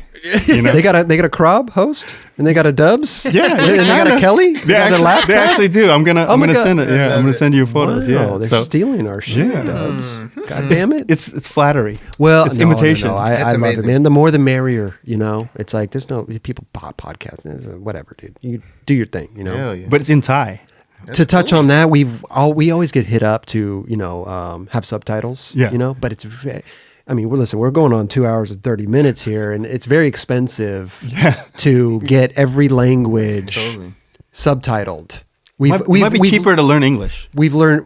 We're hoping that, but we have Portuguese, Spanish, like everybody many hits us languages, up, and we're like, we've looked into it, and it's like thousands of dollars to do one episode. So imagine our archive; it would be insane. millions of dollars, which we're not there yet. We don't have that. It's a work in progress. I'm glad. It's a work. We'll get there, Dubs. We'll get there. What's the show called again? Tight Talk. Tight Talk. Tight. Talk. Thai Talk. Tight. I think I met Peter before, right? You have, yeah. Kelly knows Peter. He's the homie. He's been to Venice actually. Okay. before. Oh, really? Yeah, Okay. Yeah. So Well, Peter, man, let me tell you something, any bro. Thai speaking people around the world, please go check out Tight Talk. Tight and Talk. tell me what they're saying because I don't know what they're talking about. saying. Yeah. I have no idea. They don't have English subtitles? No How dare English. they? No English. How dare dude. they? Yeah. They don't have English. I mean, and legitimately, a couple of people on the show do not speak English. Amazing. My homie Joseph does not speak English at all. I just said hi to Joseph. No? to Peter. Oh, Peter. Peter speaks Okay. English. That's Peter. What's up, Joe? Also. Yes. Anthony Claravall, dude. What is so? Zero. Now you've been going. I mean, listen, the Olympics is you're doing that and everything. How's a New Balance doing over there? Are you guys killing it or? It's a legitimate question. Yeah, Kelly. yeah. I mean, Are you guys killing it? it's a legitimate question. The yardstick I look at is like, New Balance is such a small brand. Yeah. You know what I mean? But to be like, come out of, New Balance is a running shoe company.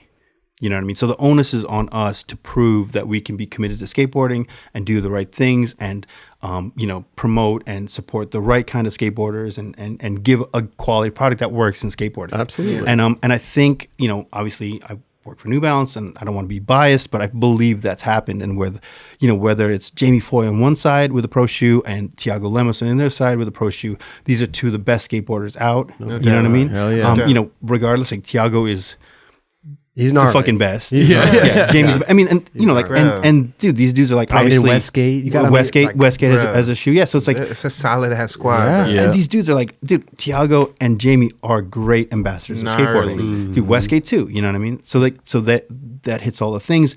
The shoes, if you skated them, they're really good. I usually skate in half cabs, but I do wear Jamie Foy's shoe a lot. Randomly I was wearing it while he was here. I didn't even plan that. I'm not a guy like I'm going to put on Jamie Foy's shoe because he's going to be there tonight. Like I just wear them. Yeah. Well, I mean, they work. I mean, but New Balance as a brand, I mean, numeric is way smaller than Nike's a behemoth. Adidas is huge. Vans is everywhere, and it's like it's not about trying to be better than those brands. It's just, to me, it's like trying to provide a legitimate and a real alternative and a quality product. Right. And support. New Balance makes really good videos. You know what I mean? Yeah. We're trying to do every aspect the right way. Yeah. The Numeric is here in Long Beach. I mean, close to here in Long Beach. And so I wouldn't work for New Balance if it wasn't for the people there. Tyrone is there now. You know what I mean? Kyle Camarillo is there now. Oh, I don't know if Seb knew that, bringing me in the building, that these guys would be LRG part 2, but you know what I mean? Like I love all those dudes. Those are my guys, and like all the guys on the team, and Seb, like my boss and everything. And No, you guys have set up a great program, bro. I definitely. think, and it's definitely making an impact in skateboarding. Obviously, let alone just the people that are on the team, but like you said, the program that you guys set up and the product. I mean, this is not new to New Balance. They've been doing quality product, whether it's running shoes or not. Like, you can change it up a little bit and make it functional for a skateboarder. So I think they're doing a great job. And for them to have total trust and faith in who they've put together to run their skateboarding division too is huge, right?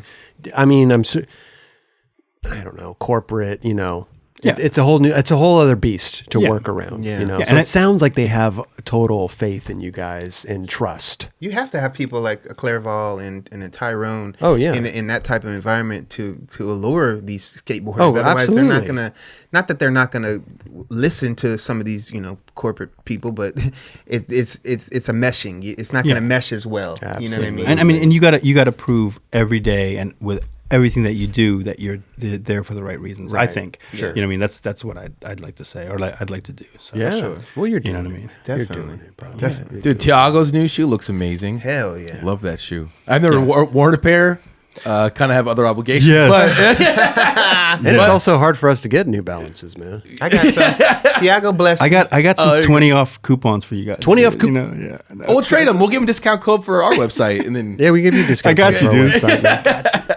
Got you. No, it's amazing though. I love your path and what you've been involved with, historical stuff, bro. the videos that you've made, the LRG, the now New Balance, and now coming into the Olympics. Like, I love that, man. I know, because we've known It's each a lot other of for a stuff. long time. We're not like total friends because we skate in passing. Like, we get to hang out when we're in China and this and that, and you're off doing your thing. But I mean, like the same thing. It's like the reason I'm here is because, like, I know all you dudes. You know what I mean? I love all your skating, and I like you guys as people too. You know what I mean? Absolutely. And it's like, Likewise. whatever. I mean, I don't know, dude.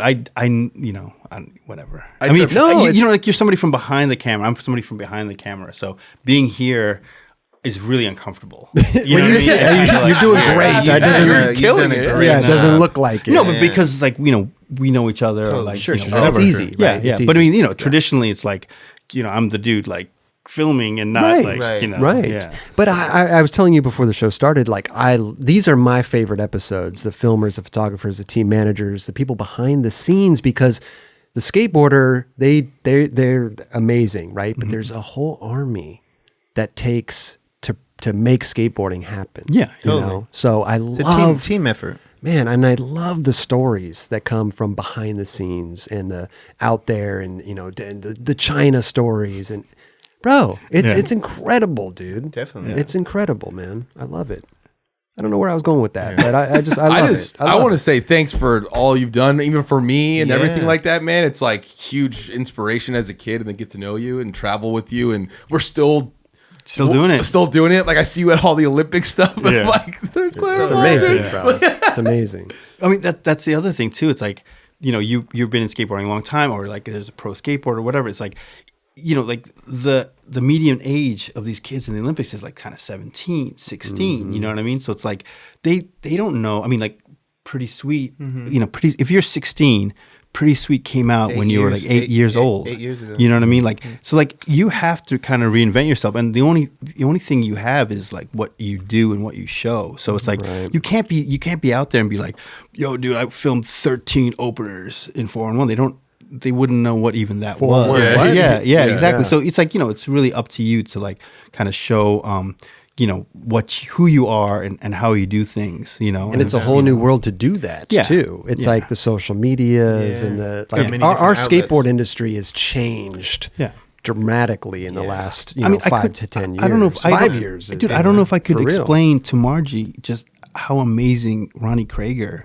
is as a skateboarder and what he did for skateboarding. Right. Ronnie Krager is one of the best. You could tell her, you could tell her, right? But then also she'd have to go and do her homework as well, and that's why I love these people like Tiago, and Yuto and all these people, because they love where the people before them, they've educated themselves. Tiago's fans. the biggest fan of skateboarding. best. Yeah. Dude, You could see it in his skating. Tiago is the best skateboarder.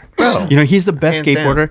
skateboarder. I spent like the last like 3 months with him, dude. You know what I mean? He's like the best skateboarder. But to be honest, like that doesn't really matter or count. He's the best dude. Right. You Yeah. know what I mean? Like Human. hanging out with him and like talking shit with Tiago is better than watching him do whatever. Right. It's cool. It's like, oh, he did that. Yeah, like whatever. But like, dude, we're like laughing and like it's like he's so funny. He's the Yeah. best, dude. love You know, that and like now. super humble and like, dude, like he knows like who people are in skateboarding and what people did, and like he knows that we're all like standing on the fucking shoulders of giants and like all of that, and that's like the super important thing. Well, you could still You know see what I it when mean? he's still pushing Switch Mongo. Yeah, it's like yeah. he still hasn't like, oh, I'm gonna push Switch. Even in his comments when he comments to people, bro, like he has that, like he's grateful to be in that situation and humbled.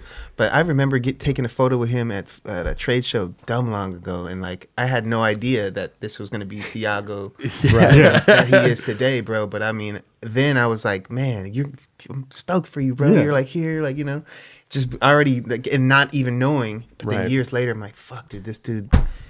He's one of the best skateboarders. And then for Hands him down. to be one of the faces of New Balance, for me, it's like makes me proud to like be able to rep it or like work for it or try to in a small way help that, because it's directly, indirectly, and directly promoting him. Oh, yeah. You know what I mean? And that's the dude I want. Like Tiago's not going to be in the Olympics, but that is the dude who I want people to say like that he is one of the best skateboarders. Hell yeah. You know what I mean? You don't need to be in the Olympics to be the Yeah, best skateboarder. yeah. Sorry, that's just not how I look at No, things. but that's Right, the great But that's the great I thing about respect it. everybody that's in the Olympics, but dude, that's a whole different bar to judge somebody. Yeah, absolutely. Tell Tiago we want him on the show, man. Ooh, that would be a dope Come one. on, That would bro. be awesome. Let's Has go. his English gotten pretty good? Yeah, over dude. time. Yeah, it's awesome, dude. Yeah, I know he didn't know anything when I first met him. I think it's one of those things. The learning curve is really it's fast, but it's also like, I mean, when you put people on a spot, you could be fine, you can communicate, whatever. You put somebody in front of a microphone and it's like, it's kind of heavy. It changes it for sure, especially when it's not your first language, for sure. You're asking questions and you're trying to think like how you're going to answer that. Like, and we get that a lot from some Brazilians or people from Europe. They're like, oh, my English. I'm like, your English is great. I don't know what you're talking about. Straight up. But they're a little apprehensive to come on the show. And, it's fine. One day they'll come on. It's cool. Whatever. Anthony Claravall, man. It's been 5 years. We finally got you on. How's my English? It's fair. But you speak your fluent, Chinese is better, actually. You speak fluent Portuguese, right, or Spanish? I can get by in Spanish, and I speak a fair bit of Portuguese. Okay. Yeah. Way more than my Chinese. Way more than the Chinese. Way more. I got a tongue twister. You want to hear it? Sure. Spanish? Mm-hmm. Jesus taught me. Okay. Jesus. Right? El perro de Cerroqui no tiene rabo porque Ramón Ramírez se lo ha cortado. Do you understand that? That was amazing. Claro. No, I don't know. Okay. The dog, what? Dog of San Roque, man. It's a whole thing, it's a tongue twister.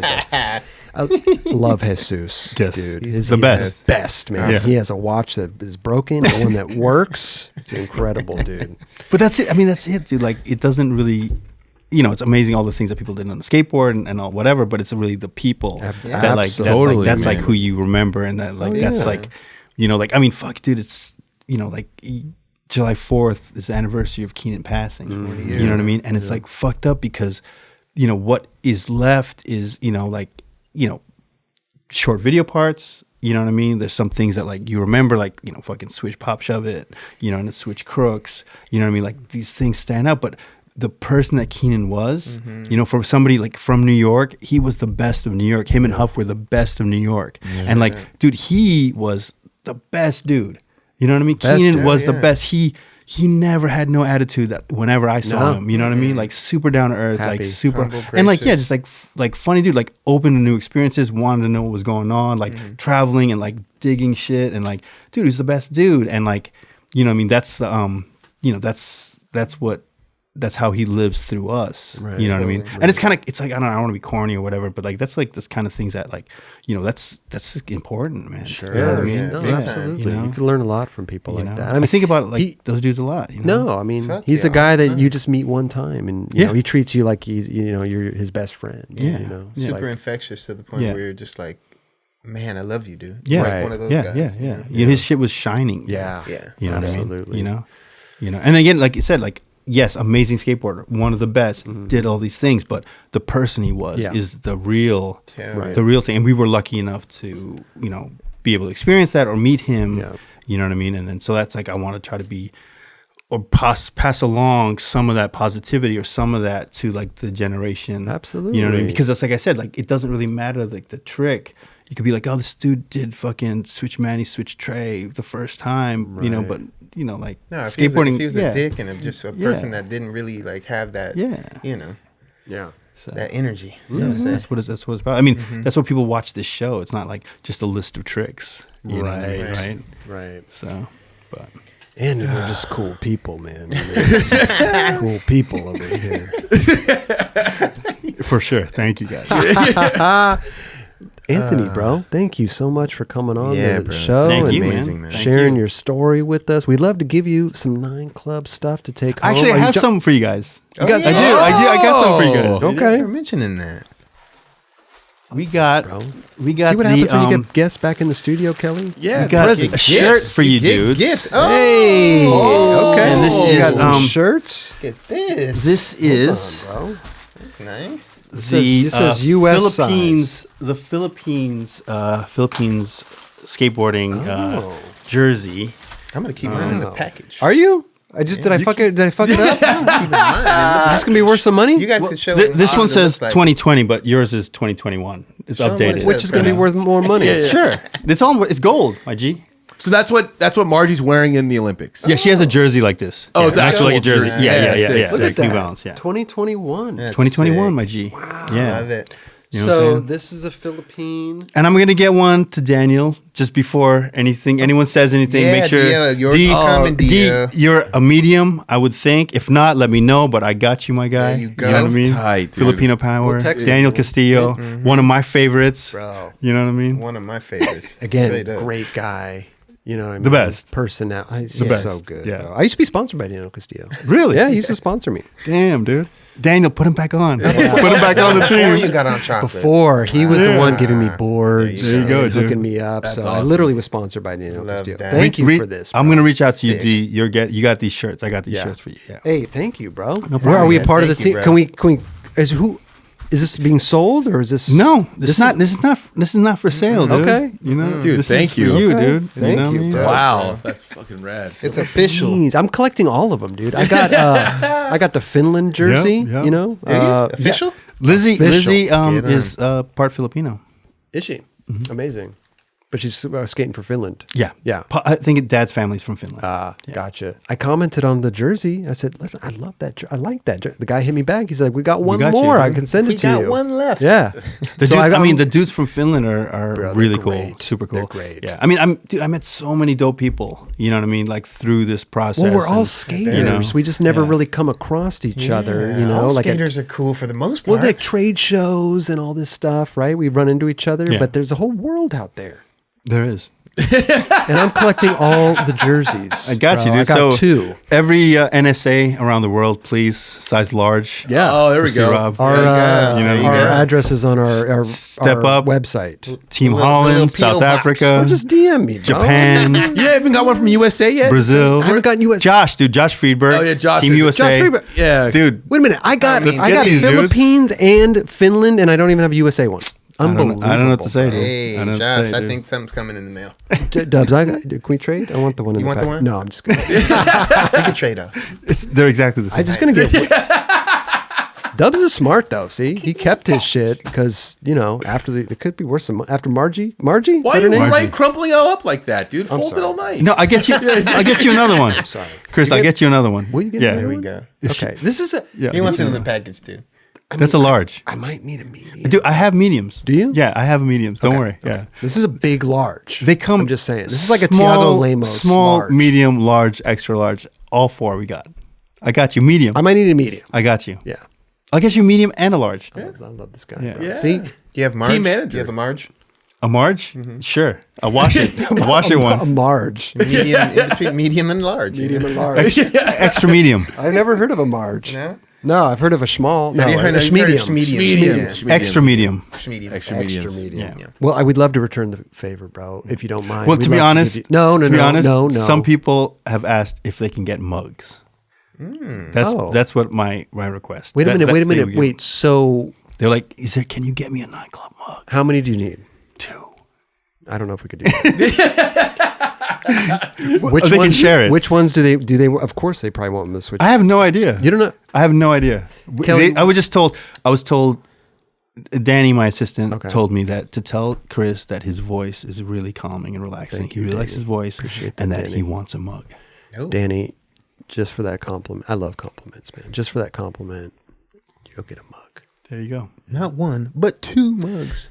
Well, it's 2 different people, but But anyway, go on. What about you? You don't want a mug? No, I'm cool. Thank you. I live out of a bag. I live out of a roller bag. That's what I was yeah. wondering because I we do have literally, stuff. you Okay, know. how about a water bottle? Can we give you a water Sure, bottle? yes. Okay, That'll work. Kelly, do you That's mind perfect. getting Anthony? We had candles. We have everything lined up for you. Candles. Candle will work, huh? Yeah, but he I lives out of a bag. Yeah. Well, Kelly, you grab, can make your room, your grab hotel that mug. room smell and nice. Grab the switch flip Manny mug. Catch on fire and I'll get Should be on kicked the out. floor Dude, underneath we're gonna that burn down the Olympics true. because I brought a 9 club candle. That's true. Hold back on the candle. Hold back. Thank you, Kelly. Thank you, switch flip Manny mug. You don't want the candle though, because you live out of a bag. For God's sake. I mean, Danny I don't know. Where does Danny? Do you have to ship this stuff to him? No, he's at the hotel. He's at the hotel. Yeah. What do you mean? Perfect. You didn't bring him. Why didn't you bring him? I mean, he didn't deserve to come. Okay. Damn, dude. They went to Skate Cherry. You Actually, can have a candle then. yeah. No, I'll take the candle. I mean, maybe no, but wifey. This is for you, bro. Yeah. This is. I know you drink water. I do right? drink water. and this is you can carry this around. That with shit's you. bomb. Yeah. Water or the bottle? The bottle. Okay. 9 Club water bottle. So actually, Scott let me Kane- just tell you. Go ahead, please. So for my birthday, my homie Sergio, who loves the show, big fan of the show, got me a water bottle, and I lost it in Brazil, which is cool. Whatever. Okay. But now I have another one. So there you go, Sergio. Perfect. There you go. Scott Kane's company. Okay. Highland, Is it? Highland Peak? We do a collab with them. You know Scott Kane. Yes, I do. Big fan. Ahead of his time. Yeah. Crazy, bro. Yeah. Here's a 9 Club mug for Danny. No, is it Danny? It's Danny. Okay. Danny, there you go. Logo mug. And Jeremy? I mean, I just was asked for 2. Oh, he from wants no, to. from another homie. Who's the other homie? Well, Will you tell that me Oh, on the show? you're trying to surprise him or what? Yeah. Oh, you're trying to, but he told you to get you No, a, but- wait a minute. but then this is not going to be on for a while. Yeah, no, he told you to get him a mug. 3 or 4 weeks. Yeah, 3 a or few 4 weeks. weeks. 3 or 4 weeks. Okay. Wait a minute. He told you to get him a mug, but then you're not going to tell us because you wanted it to be a surprise for the guy that told you to get the mug? Yeah. No. No, he didn't. He was just like, oh, it would be really awesome if I could get a mug. Oh. And I was like, I don't know. I don't know what goes on over there. When are you I don't know. When are you going to know what I see mean? him? You know, in the Philippines. When? Maybe, I don't know, next month. Okay, better not say his name then. Here you go. There's for your ghost buddy that we don't know who he is. Hey, I usually shake hands before I give out the product, dude. Anthony Claravall, bro. Thank you so much. Yes. Hey, it dude, was that great so seeing dope. you, man, because like I said before, we never really, except on trips, right? Yeah. We never really get to hang out. And No. I love this show because some of my good friends that I've been on month-long tours with, I don't even know their story. You know, we don't even talk. Yeah, You know, like you that. talk about skating, but I don't know. You don't talk about stuff like their career path and what they've done and this and that. You know what I mean? So I love this show in that aspect of it, man. For sure. A guy that I've known for umpteen years, bro. Finally know that he, had a dun-da-da. A little more story to his story. Little more story to his story, dude. I mean, it's just like we're in the moment, you know what I mean? Like all the time, all these stories are about like that moment that we didn't even realize what was happening at the time, and only now looking back. So you know what I mean? It's like, But just and also being a part of the history also as well. It's like you're a part of the history. Dubs, Kelly, Roger, myself. No, for you know sure, what I man. mean? Like in the era that we grew up in was the era. yeah. I mean, All eras. I remember, Rob and his brother in their shop, like in like the mid '90s. You know what I mean? Like so long ago. Like Raj? yeah. Oh, yeah. Like in Boston, and like, like this crazy thing. Like I said, Kelly, like you were a 13-year-old camper when we met. That's insane. You healed his back. Yeah. That he blew out sneezing. Yeah. You know what I mean? And we filmed the trick, and I don't know. It's crazy. I was wearing the Ronnie Krager shoe, and then we have him on the show. Like it's a while. It's like just like this So crazy thing. It's crazy. Sorry to interrupt. Forgot to give you the Crop Pamplemousse candle. Pamplemousse. Yeah. That's for your buddy. That's for your buddy Kevin too. Digging, dude. Different name every time. Yeah. Cliff Rigger. Cliff wants a Cliff. Here, give him my mug that I was. No, sipping no, on. We'll no. wash it. Cliff. I'm just Give saying. Cliff a So mug. we're watching Cliff. He's in Cebu. Okay. He's the homie. Great videographer. Great photographer. Nice. Yeah. Cebu is like a real nice vacation area. Yeah, it is. right? It's amazing. Yeah, you guys got to go. The whole of skateboarding has to go to Cebu. I have never been. You know Let's what I mean? go. Let's go, man. Yeah. Let's do a trip. That'd be We'll talk dope. to the Cebu fucking travel council or whatever. Council, yeah, And let's get get you it down out there, there. dude. What do you mean? We got The to talk 9 to Club a counselor? No. Council. Them to pay for the trip. Yeah. Oh. Let's talk to him. Yeah. Let's, We'll do the 9 Club in the Philippines, in Cebu, on the beach. Whoa. Dude. You know what I sign mean? us up, dude. Let's go. Wow. Let's do this. We have to wear the dude. shirts too. Yes. Oh, we got to wear the shirts. Yeah, you gotta wear the shirts. I like the shirt. Just the shirts. Just the shirts. Wow. In the plastic. In the play. It's crazy. That'd be challenging. Okay. Now it's getting a little weird. I don't know. Yeah.